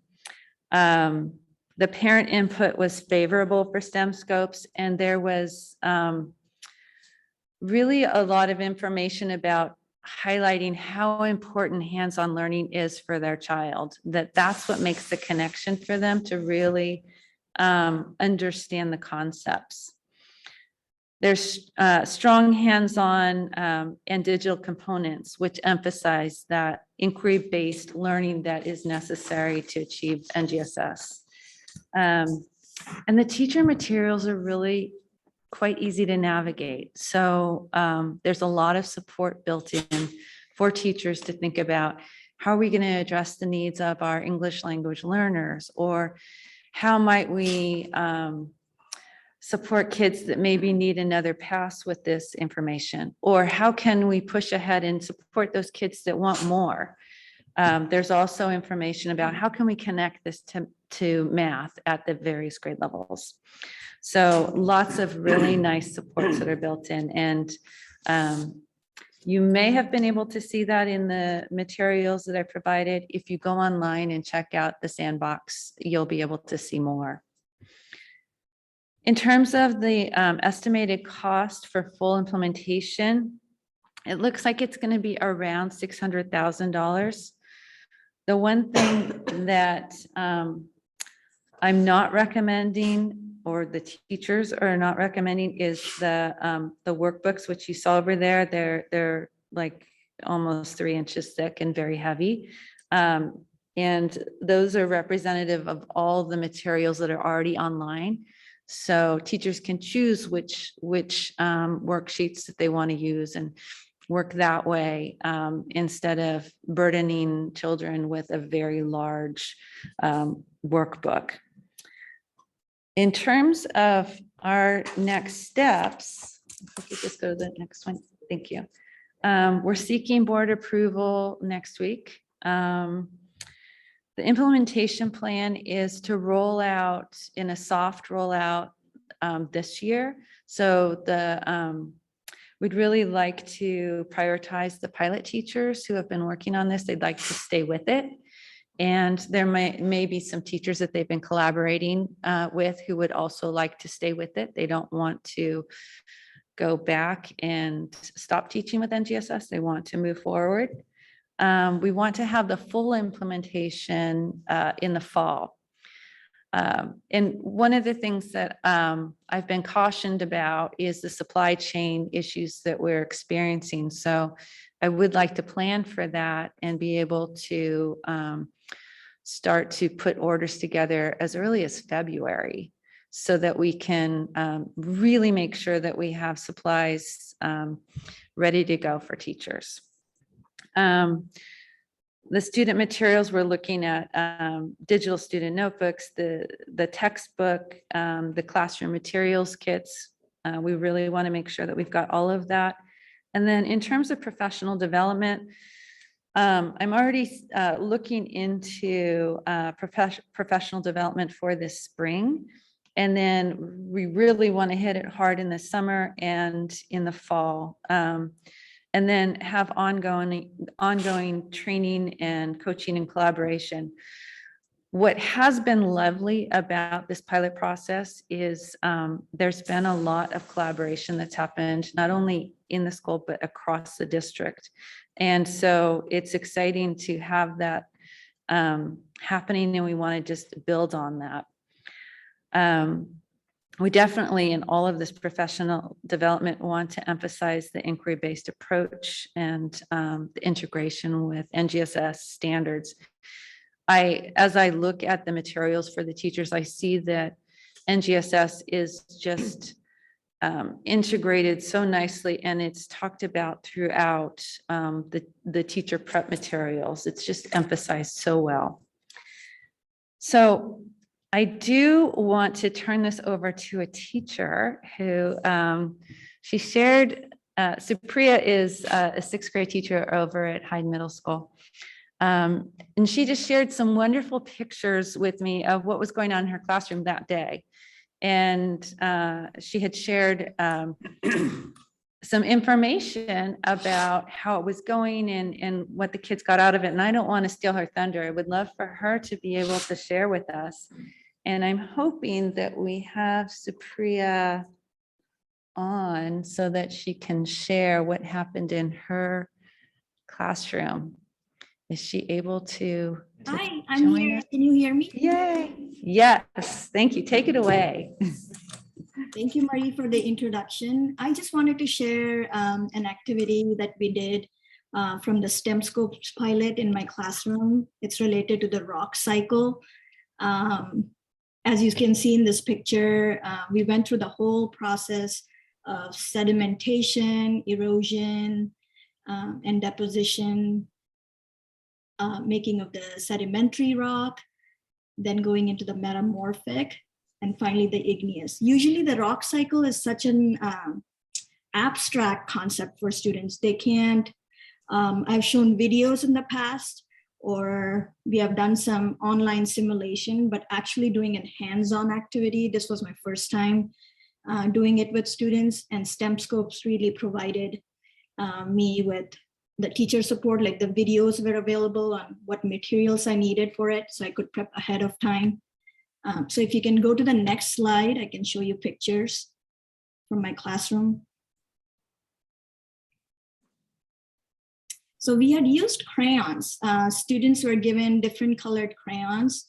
They used sharpeners, individual sharpeners, to take out the sediments, the rock sediments. And the sediments were on the paper, and they were given baggies. They put the sediments, which is part of erosion. They eroded the sediments into the baggie. And when all the sediments were deposited, that was sort of like the deposition process. I went around and gave them a little bit of water, few squirts of water in the baggie. They put it under very heavy textbooks. That was really exciting for them to bring in all these math and science textbook, put it under this bag. After a few minutes, they saw that all the sediments had come together. And you can see that in the other picture, the sediments had compacted together to make a sedimentary rock. And I gave them actual sedimentary rock to compare with. If you can go to the next slide.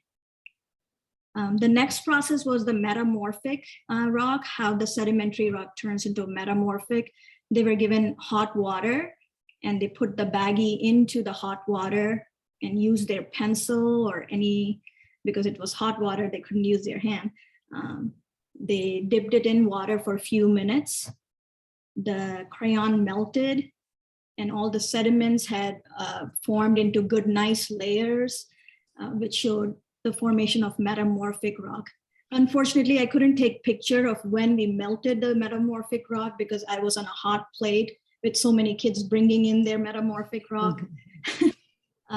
Then we melted it. We melted the metamorphic rock and then cooled in an ice bath to make igneous rock. So you can see pictures of all that on the right side: sedimentary, metamorphic, and igneous. And students were amazed when it came out of those tartlet cups. The igneous rock was actually shining like the obsidian.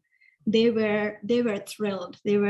So usually I told the kids, this takes about 1 million years and you did it in 50 minutes. So this was really, really exciting for the kids to go through this process of rock cycle. They enjoyed it. And it was an inquiry based. What I really liked about it too, that inquiry based, where they were answering questions. STEM Scopes provides them with thinking points where they have to write down in their notebooks. I did not use the thick textbook, thick workbook that was given because it's very cumbersome for the kids to carry back and forth.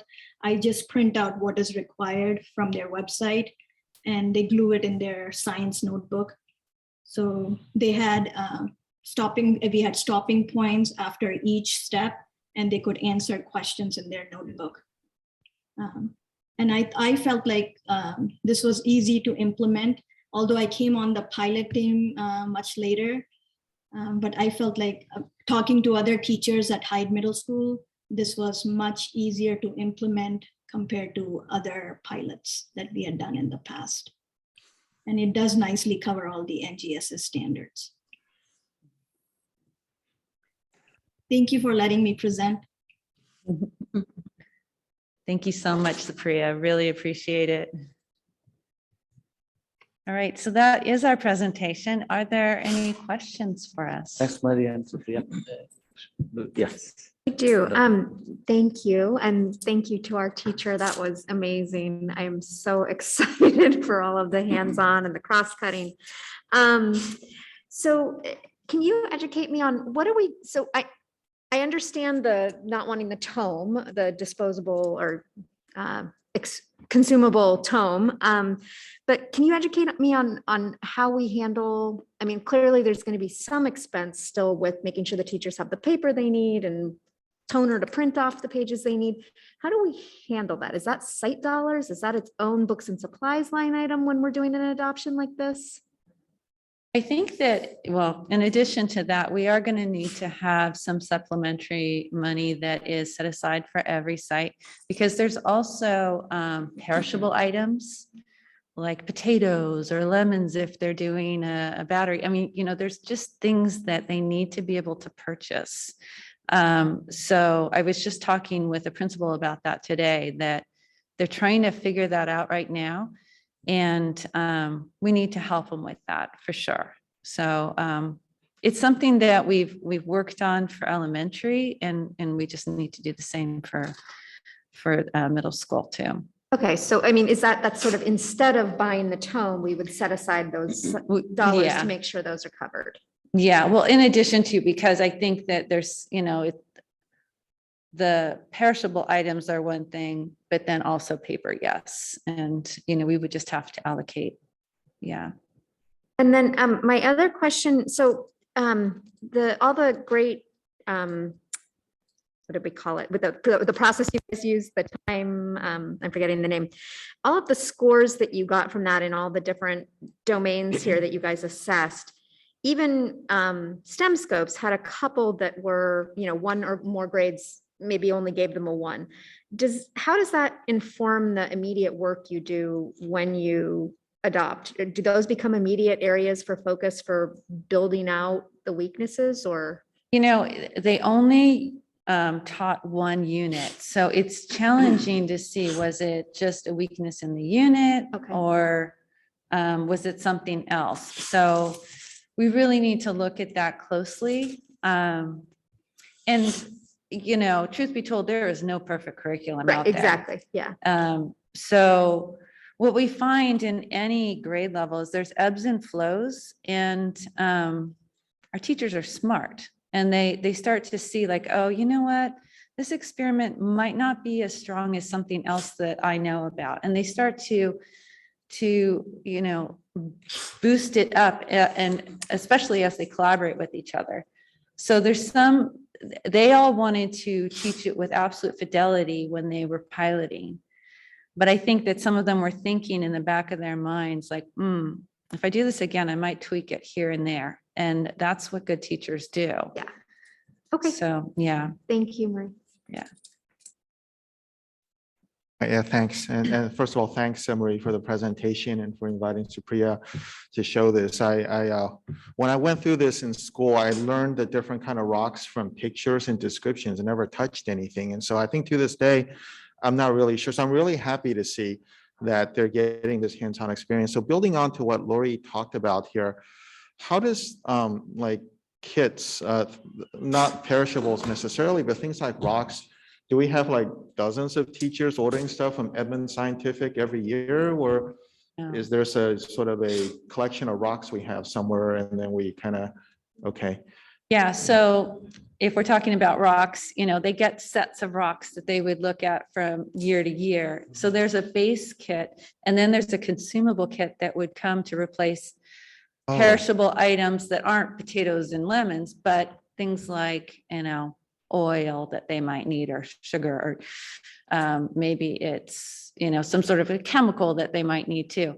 So that would come in every year for the life of the adoption. So it's the vendor, it's at the, I see. Okay, no, that's great. Comes as a kit. Yeah. Another question I had is, last year we looked at K-5 science curriculum, and I remember we're looking at Pearson Elevate and STEM Scope. And back then, I think the selection was for Pearson, and obviously different sets of evaluators, but since you're there for both, I was just wondering if you could comment a bit on sort of why STEM Scopes wasn't a favorite for K-5 and yet for 6 to 8. Yeah, I've given some thought on that. And I think what happened was STEM Scopes was the very first one that the elementary school piloted, and there were some errors. And those we've found errors in the first generation. In fact, there's an error in one of these textbooks that was first generation. They're now on the 4th revision of the textbook, so they've cleaned up.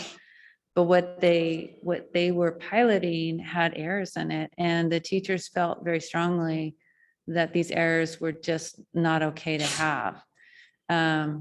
So that was unfortunate. And then some of the hands-on materials, they felt like it just didn't meet the mark at elementary level. It's very different than what we've experienced in middle school. So it's been quite robust for us, and we've seen the errors have been fixed. Yeah. I could ask one more, Satish? Please go Right, ahead. thanks. Okay. So I know we look at curriculum every 7 years, right? But science could change in that period. So when we sign up for this digital content, does the vendor update? So it's not the same thing till 2030 or whatever.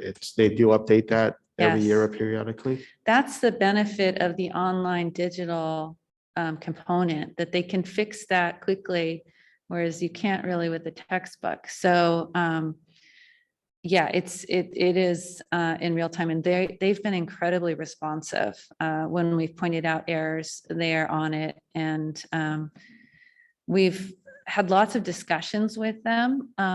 They really want our feedback, which is fantastic. Yeah. Thanks, Jerry. So thank you, Marie, and special thanks to you, Supriya. It's always great to hear from teachers. I think the board needs to hear from teachers, and I really appreciate that. I have a couple of questions, and I thank you for the clarification on STEM Scopes and Elevate Science. I like it best when we have a K-8 curriculum in any subject area, because I think there's a lot of reasons. So I have to say I'm slightly disappointed that we have a different program in elementary and middle, but this looks good to me. When we talk about professional development, this is kind of I kind of get on a soapbox about this, but I think teachers belong in classrooms and not in professional development. So I hope that you can somehow make the summer program appealing enough for the teachers that we're not pulling them out of class any more than we absolutely have to for professional development. That's it. No questions, just my 2 cents. Phyllis, I am happy to share that for middle school, we were able to carve out over the school year 5 collaboration hours. And we're really hoping that we could utilize 3 of those to support the teachers in the spring. So we'll see if we can continue to carve out hours like that where it's on a late start Wednesday. So it's not taking anyone out of the classroom. Great. That's So, awesome. and in addition to that, definitely the summer is ideal. If we can make that happen, that'd be We great. can get teachers to, yeah. Yeah. Okay, thank you. Yeah. So very good. Just want to echo my thanks as well. It's funny, I was thinking about 2 years ago when we were at the Teacher Resource Center with all the parents looking at all the materials, and feels like it was so long ago. So just appreciate the thoroughness of this pilot, and just a real big shout out to the teachers and also to the students that are having to go through it. My kids actually have been part of 2 different pilot curriculums throughout the years, and it is, it takes patience for the teachers and for the students and the parents. So I just had a really curious question about the kits and where they'll go, considering we don't have the kit stop anymore.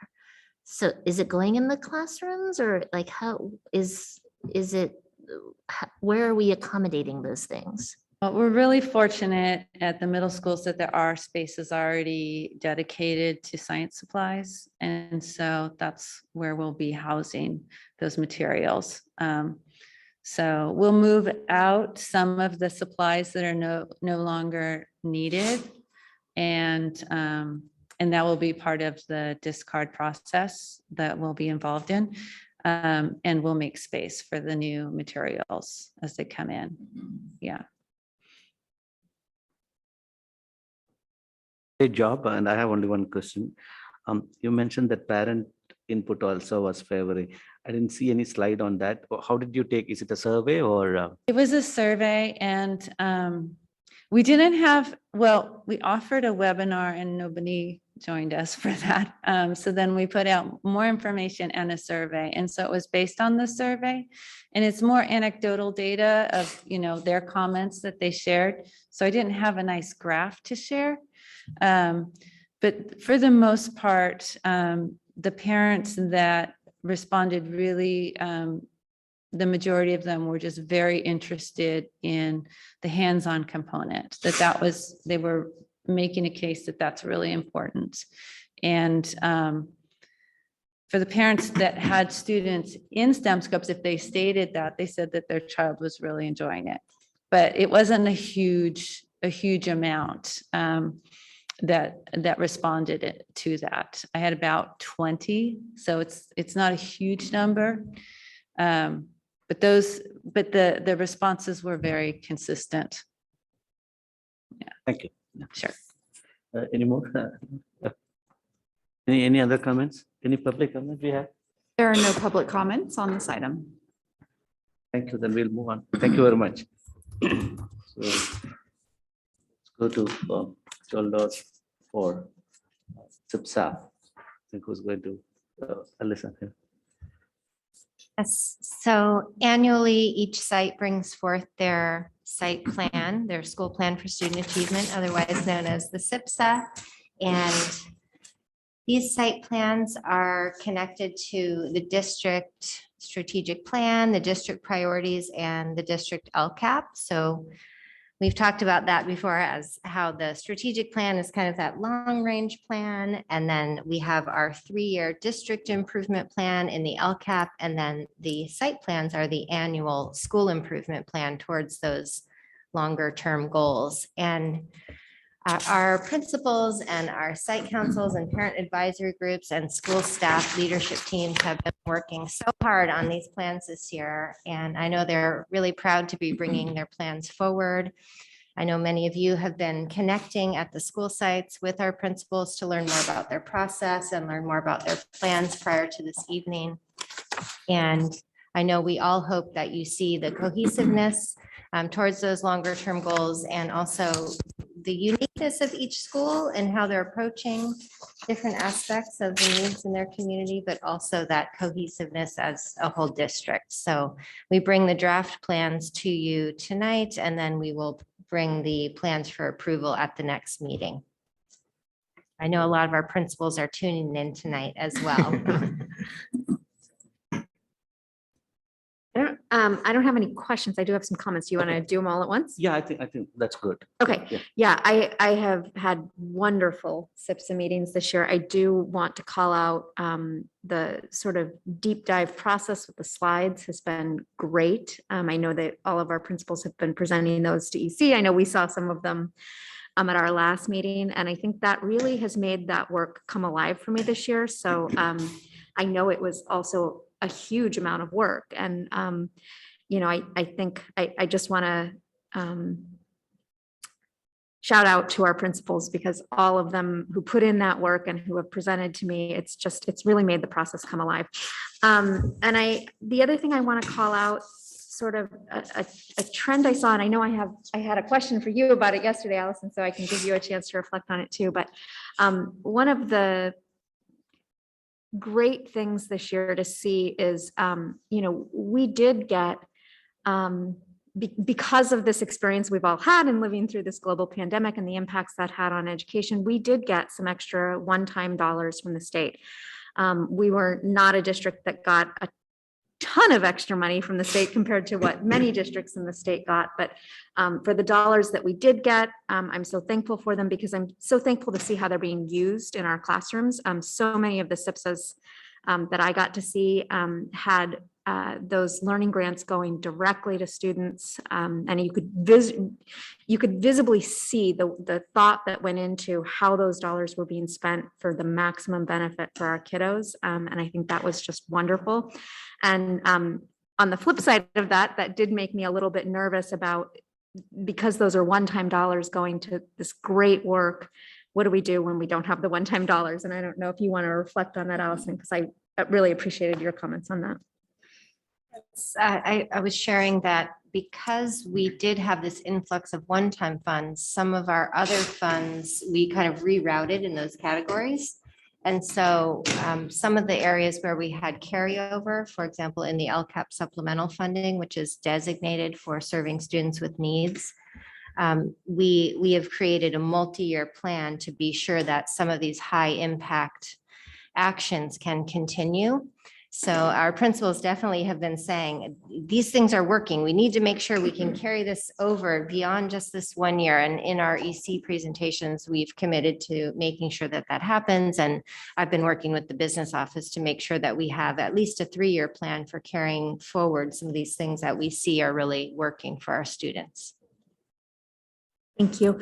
So yeah, I'm so tickled by, I think, in particular, where you guys have gone with the MTSS work and how much thought has gone into, you know, what each site is doing with those learning grants and with those monies this year. So thank you. That's it. Sure. So for me, I think echo Lori's sentiments. These are by far the best set of SIPSAs I've seen since I've been on the board. It's very, I think some of the, well, we'll talk about the ones in the past, right? But I think what I really like about these set is we have very clear district objectives, and then that cascades down to these different site goals, the different strategies. The fact that it's very quantitative in terms of most of the measures I saw both, right? Generally, there was a ELA one, there was a math one, there's a social emotional learning component, and all of those, we've talked about being data driven here in the strategic plan. And I think this is really happy to see that across the sites, having specific actions to drive specific measures for these outcomes. And at the same time, I could see just in talking to the different principals that they're sort of customized for the needs of their sites, right? So it wasn't a cookie cutter. So just really, I think Lori said tickled. I guess I hadn't thought of that, but maybe I'm kind of feeling that now to see the kind of rigor. And that, of course, I understand a lot of work went into it. And so I just want to really call that out, but really well done.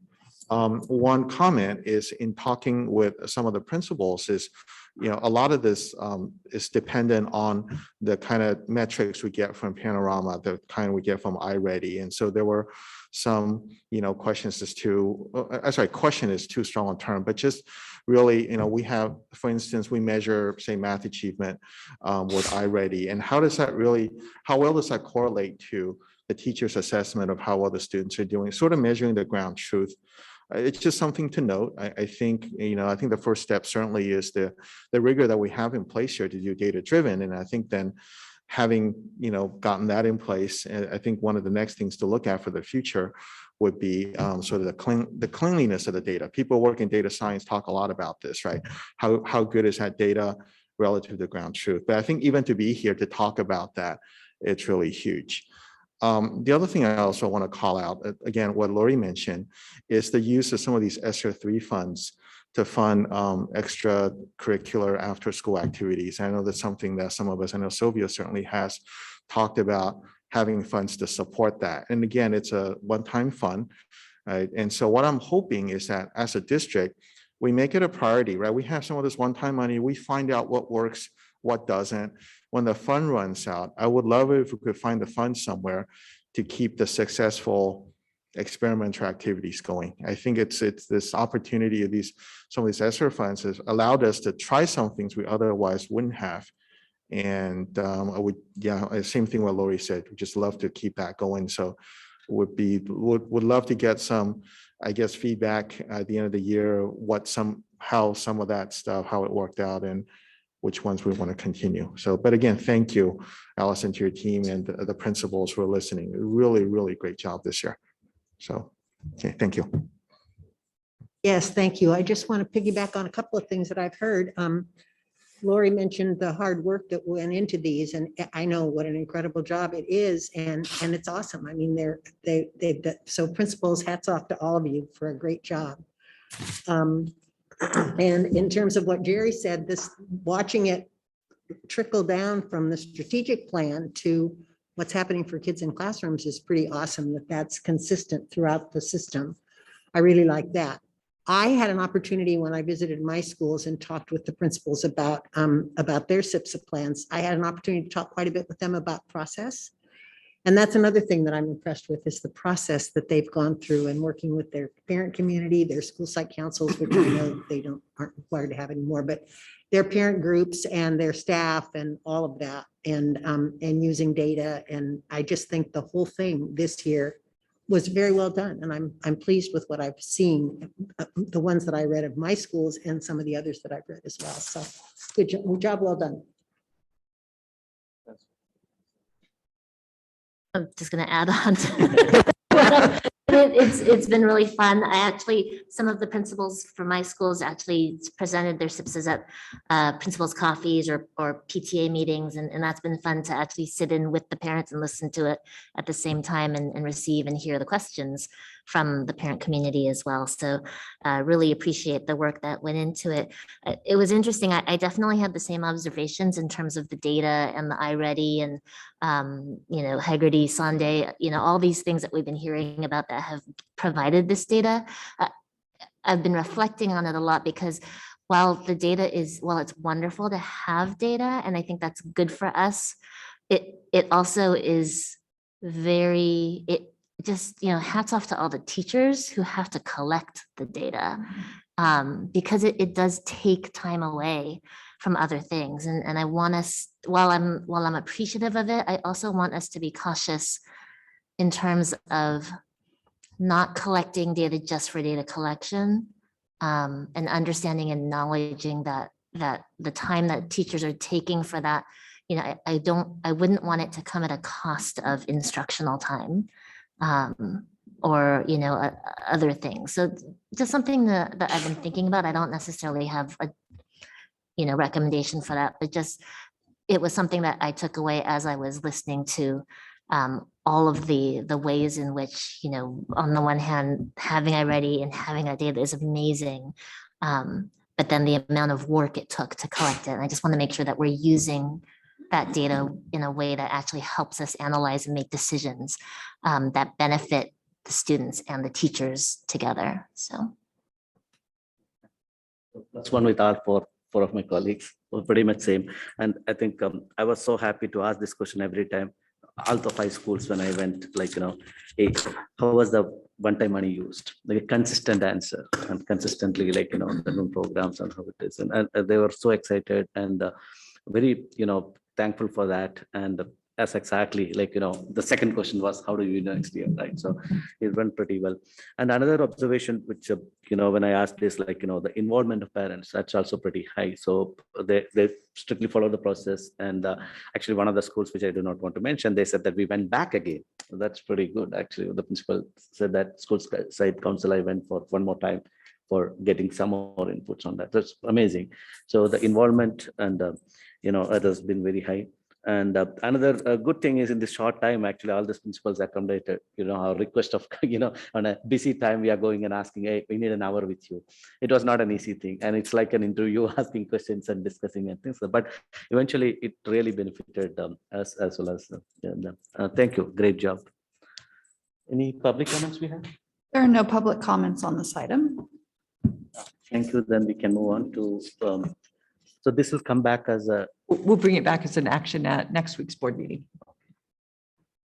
So we have discussion action 13.1. We have.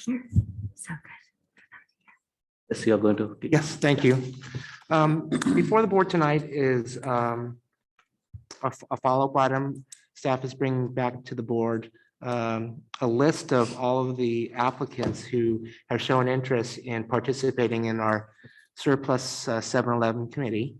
Happy to say that we had 21 people show an interest.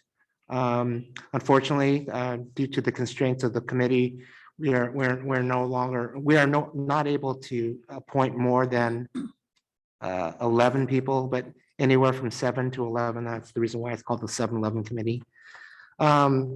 Staff has a recommended slate before you tonight, but I do want to call out a couple of things that we were not successful in doing. And so when you look at the list, as I remind you, there are certain categories that we need to find certain different stakeholders. And obviously, the mainly is that the committee is representative of the diversity of the district. Also, individuals that have some connections to businesses, some individuals that that are parents of students at the schools, obviously. Representatives that have some experience in the areas of real estate or contracts and things like that, and a couple of other categories. But when you look at the list here, a couple of things I do want to call out. We were not able to identify a teacher at this time. So that is one of the positions we've not been able to fill. And I would ask that the board allow us some time to continue to find that position. And then the last other item I want to call out is that Regnard Elementary School. Most of the applicants were representative of the Meyerholtz community. We did have 2 individuals that had been previous parents of students going through Regnard, but we didn't have any current Regnard parents that showed any interest. So that is one of the areas that I do want to highlight for the board that we weren't able to provide you at this point in time. But anyway, we have one recommended slate. I'd like to ask if the board has any comments in regards to the slate.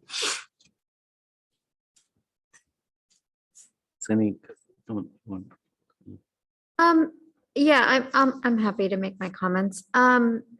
It does concern me that we don't have a teacher or a staff person on here. So I think I would be more comfortable if we could, identify who that is and bring that back to us. It also does concern me that we don't have a current parent. I really appreciate that we do have 2 community members on here, representative of the community from that portion of the district. And I think I'd like to see that stay. I'd also like to see a current parent if we could try one more time on that.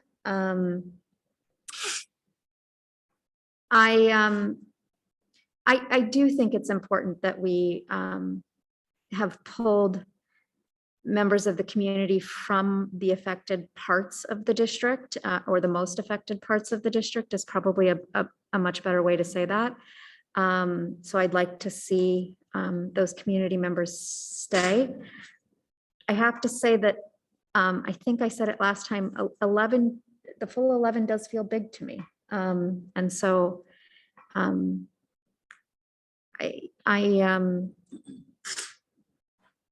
I guess I'll leave it at that for now, and maybe see what my colleagues have to say, and maybe you can come back and do another round as part of the discussion. Satish, how's that? Thank you, Lord. Okay. Jerry, anything? Sure.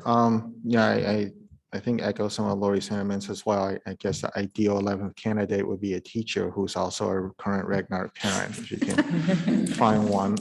So Chris, I just want to clarify. So you're then asking process, what you're recommending then is here's the current slate.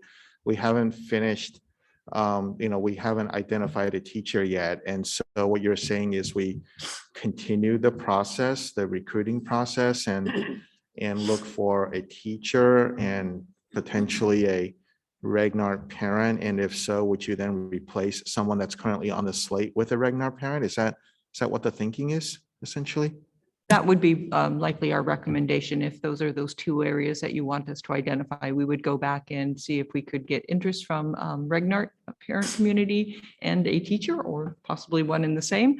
And then we would have to relook at the slate to make sure that we're still meeting our 7 requirements and bring a revised slate back to you next week. I certainly will support that. I think it's very important we have a current Ragnar parent on there as well as a teacher. So I don't know what the timeline is and how much time we have for this, but yeah, I'd like to see if we could extend the recruiting period so that we fill these 2 slots. So my 2 cents. Thank you. I would like not to vote on this tonight. Number one, because it's the first time we've seen it. But the other thing is, I agree with my colleagues. I would like to see someone from Ragnar and a teacher, and I'd like to see those names represented, not just a blank space. And we don't have a representatives from John Muir either. And John Muir is a school that is being affected. Certainly their whole neighborhood is being affected. So I think my request would be that the staff go back to the drawing board a little bit and see if we can get representation from all 3 affected schools as well as a teacher, and then reconsider this maybe next week. I don't know if that's too, I mean, that's pretty fast for you to do that, but, and as Jerry said, I don't know what kind of a timeline you're working under, if it could go into January or not, but I think a little more work needs to be done on the slate. We have our first meeting, I believe, scheduled for January 18th. So we do have some time to solicit some additional applicants for it. That's all. Thank you, Satish. I'm in agreement as well. I would plus one. I really do think it's important that we get a current parent from Ragnar.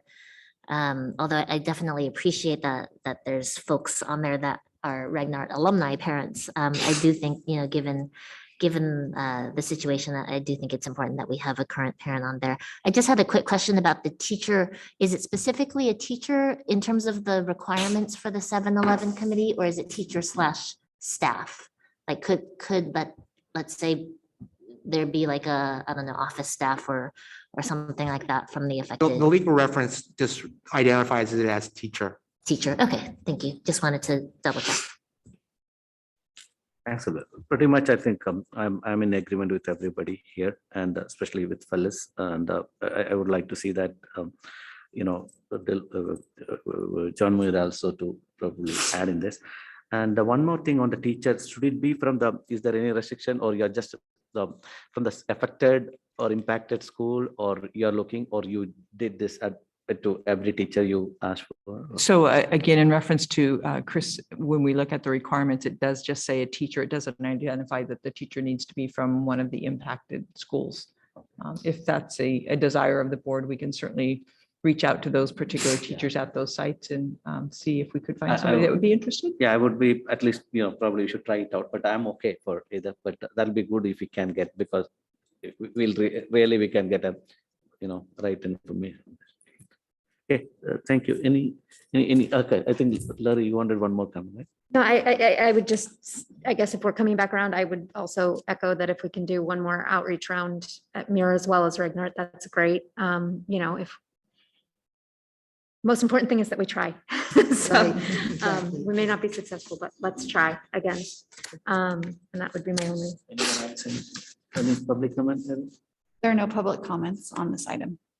Thank you. So from the timeline perspective now, we said that January 18th is the first meeting, right? So this won't be coming for the next week meeting We anyway. will certainly do our due diligence and see if we can find some interest by next Thursday. We may not be able to have the available name to post on Monday when we post the agenda, but we will certainly do our work in these next days. I think this. Since our first meeting is not until January 18th, we do have a January 13th board meeting, so we could bring the final names by that time in order to conduct the meeting on January 18th. So we have that date. That okay, everyone? Yeah. Thank you. Thank you. So we'll move to then 14 this action. So 14.1. So we don't have a presentation on this, but are happy to answer any questions before you take a vote, or you may move forward to a vote. I think we should probably first. Nothing. First, I think we should. Yeah, we should first propose since it's a voting, right? So you need a motion? Is Oh, that- yeah, motion. Yeah, Oh, yeah. okay. I'm happy to move it. And I'll second. Whether you wanted some All right, discussion. thank you. So I was wondering if I could get an explanation a bit of this guaranteed maximum price. I guess I infer from the name what that means is that's the maximum we'll pay. Is there Yeah, more to so it? Mhm. just to remind everybody, under the lease back model, we've negotiated the contract costs with the contractor for all the building improvements. So in the form of a guaranteed maximum price, so that the builder says that they can do all this work for this price, and so that it's really for protection for the district, that unforeseen costs, incremental things. So it's supposed to be a fixed rate. So my question comes in back in September, when we approved the revision to the Measure H bonds. The budget for the Blue Hills project was about 7 million. And so now this guarantee minimum maximum price is now 13 million. Does that mean we could potentially be 6 million over budget, or am I reading this wrong somehow? No, thank you for mentioning that. I mean, the original estimate for the project was, as you mentioned, Jerry, about 5 million. And that unfortunately was a cost based on costs 3 years ago. And due to the current climate and all the cost escalations, this is what the current market is to do that scope of work. But fortunately, we do have bond funding to cover this. We are also anticipating receiving back monies that we've applied for state for some of our other previous bond projects. So all of those funds will be put towards making sure that we're able to complete the Blue Hills project. So I guess where I'm kind of thinking is we approved the revision back in September. So that was 2 months ago. So I guess we didn't go back and look at the costs when we approved the revision. I don't know what happened. Oh, that's right. You weren't. Okay, well. Yeah, I guess I was just surprised that in September, what we approved was 7 million. And now it's 13 million, 2.5 months later. And so I know we need to get the work done, but I'm just pointing out something here that's really a huge gap. So thank you. We'll go around, then we will decide. But you have something? I'm done. Just comment. Yeah, any comment on? I'll comment. Okay, no, okay, that's right. Yeah, we just had our Fremont Union High School District bond and parcel oversight meeting this week. And it's actually, yeah, the cost escalations have changed just since our last quarterly meeting. And it's they had a lot of the similar conversations about, like Marie mentioned tonight, the supply chain issues and having to place orders now for work that they're going to start next summer, and that all their contractors are asking them to place it as fast as possible because of the cost escalations. And, so I totally hear what you're saying, Jerry. And I think it is there were cost savings to be had for projects that were already in queue last year from what has been shared in that committee, and now they're facing the opposite, the highly and rapidly escalating costs. That said, I guess my question on the budget, Chris, is are we sure that we still have money to finish? And I'm going to borrow Phyllis's language that she always says, are we sure we have money to finish what we promised to the voters if we come in at that price? Well, as far as the money set aside for Blue Hills, we will make sure that there's money to finish this project. This would probably be our last project under Measure H. And so we will, well, I'm very certain that we still have a lot of unfunded projects on our master plan that will begin the conversation about how do we address our future facility needs. And so I think that is something we should be looking forward to having a conversation around the updating of the master. I mean, I know we've updated the master plan, but I don't know what next steps we've done since we've brought the master plan to the board. I think that's definitely one of those conversations that we want to bring forward to the board in these next weeks, months, is to start revisiting our master plan that was done prior to the pandemic, prior to the decision to close schools. And so we do need to relook at that plan and make that determination in next steps. Oh, sorry, is it my turn? I know Sylvia has anything. Just to clarify real quick, when you say that Blue Hills will be the last one, that was the plan, that was the schedule anyways, right? Like Blue Hills. That was the last. Okay, so it's not main like, campus. it's not like all of a sudden we're not, okay. Thank you. Sure, I just want to make sure. So if we prove this, there's zero chance of, so there's money left in the bond for this 13 million. There's zero chance of any impact on our general operation. Okay, just want to make sure then. All right, thank you. I don't have any comment. I think that was my comment, like this additional 7 million per, you said that we will get that additional 7 million with all those things and it will become 0, 0 kind of thing. We'll not have any negative or. Correct. Thank you. So should we vote or, yeah. So I think since already there's a motion on the table, I'll say aye. Aye. Aye. Any?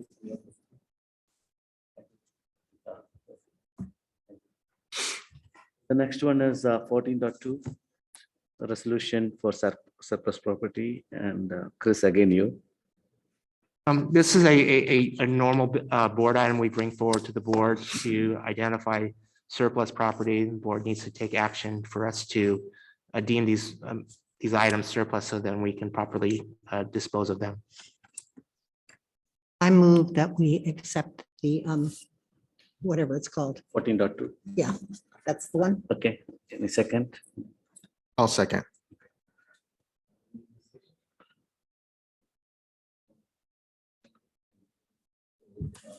Ever say aye? Aye. Aye. Any opposed? Okay. Okay, so please, we'll move this board activity. I'll go ahead and start. So 'cause I actually have a few things to talk about here. So earlier, I think it's earlier this week, Satish and I had a 2x2 with the City of Cupertino. So their representatives this year are Vice Mayor Chow, and then the new member is Councilmember Hung Wei. Lots of things got discussed. I think some of the highlights I want to share here with the board. One is the city is going into its process for determining housing arena allocation. And so what Vice Mayor Chow shared is that part of that is affordable housing and so they're seeking input from the district on any inputs we have on affordable housing, potentially for our staff. And so it was sort of at that level. And so that's just thought I'd mention that. The other thing that she mentioned is that they have a community grants program. And I think there was a case last year when they gave a grant to a Fremont Union High School teacher, and they hadn't really done that before. And so again, I think the program right now doesn't include teachers, I guess, or maybe they made an exception, I'm not really sure, but she invited the district to advocate the council for the inclusion of teachers for just grants for classroom things or whatever. And so Anyway, so I thought that might be something we could think about, just asking the city council if they could include our teachers in their community grant program. So wanted to share that. We also got an update from Sheree on safe routes to school. And so that might be, we might want to invite her here to give us an update. They've done some surveys recently on student traffic reports. I think is what they call it. What, you know, how much biking, how much walking, et cetera, et cetera. They should have that in the spring. So I'll bring that up during agenda building. The other thing is we all went to CSBA, but I'll let someone else talk about that then. Thank you. Thank you, Chair. Noreen. Have anything on this one? Thank you. I also went to a 2x2 with Los Altos. Most of what they talked about, what is going on in greater Los Altos, less about what's going on around Montclair, but a little bit. They're making some improvements in making kids safer getting to school. So that was good to hear. I don't remember. I don't bring my notes. Leslie, do you remember anything else from that meeting? I think that was about it.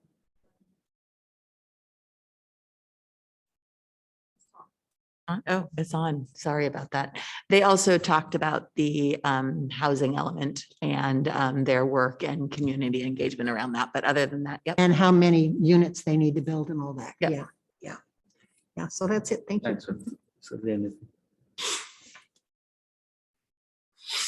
I made some school visits actually to make my five schools to complete. And Jerry said about Cupertino. I think one more thing came up in that, Jerry, I think you covered pretty much everything, but a lot of discussion about the traffic, actually. That was good, actually, which Leslie initiated that. And I think good amount of discussion, actually. And I don't know whether there's a public comment also on that. I think, yeah, related to traffic. But it's all coming back to, the same, that the area where we have the real problem, like Nutland and Bub, okay, about that specifically. And because, especially since it's a Cupertino, they were more worried about Ragnat, Lincoln area and Canadian things like that. And actually, what are our updates, Leslie gave it, like, the changing the timings and things like that. But definitely, I think we can partner with them on that a lot. Thank you. That's all I have. You have anything? I would just add, I'm appreciative and thankful I had the opportunity to meet with the Realtors Association this morning, and about 100 realtors are on the meeting, and had an opportunity to share with them about CUSD, share, where we're moving forward with and what's happening with our schools. And I'm just very thankful that they provided me about 30 minutes to share CUSD highlights. We'll move to 16.1 agenda setting. I think I guess the two items I brought up earlier, one is I'd like to invite Safe Routes to School to come give us an update, maybe probably around the March timeframe. That's when they expect to have compiled the report. The other is, I don't know if this will probably, in terms of sending a letter to request the Cupertino City Council consider including our teachers in their community grant program. If we could, that probably should be a public discussion item. So I wonder if we could agendize that sometime in the near future. So request. Thank you.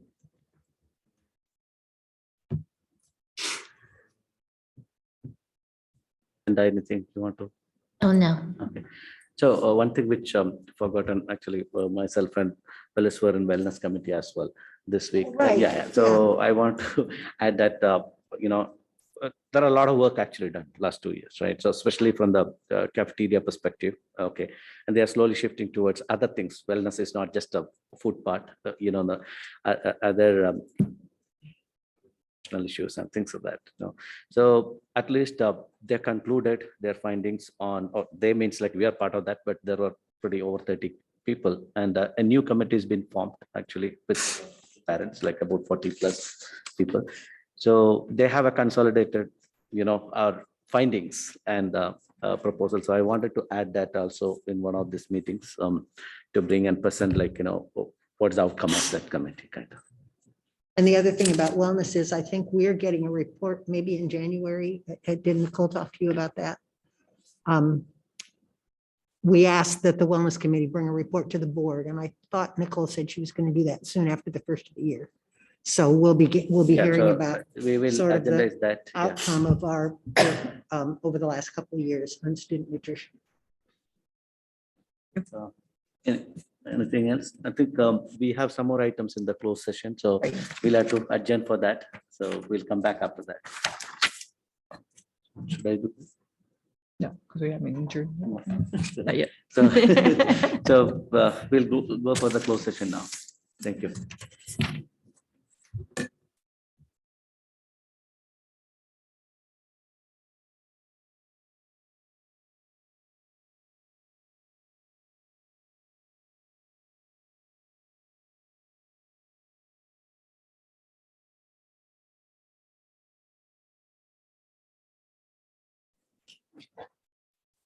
So we are back from closed session. There's nothing to report. Now you get to do the gavel. Okay, meeting is adjourned at 9:38.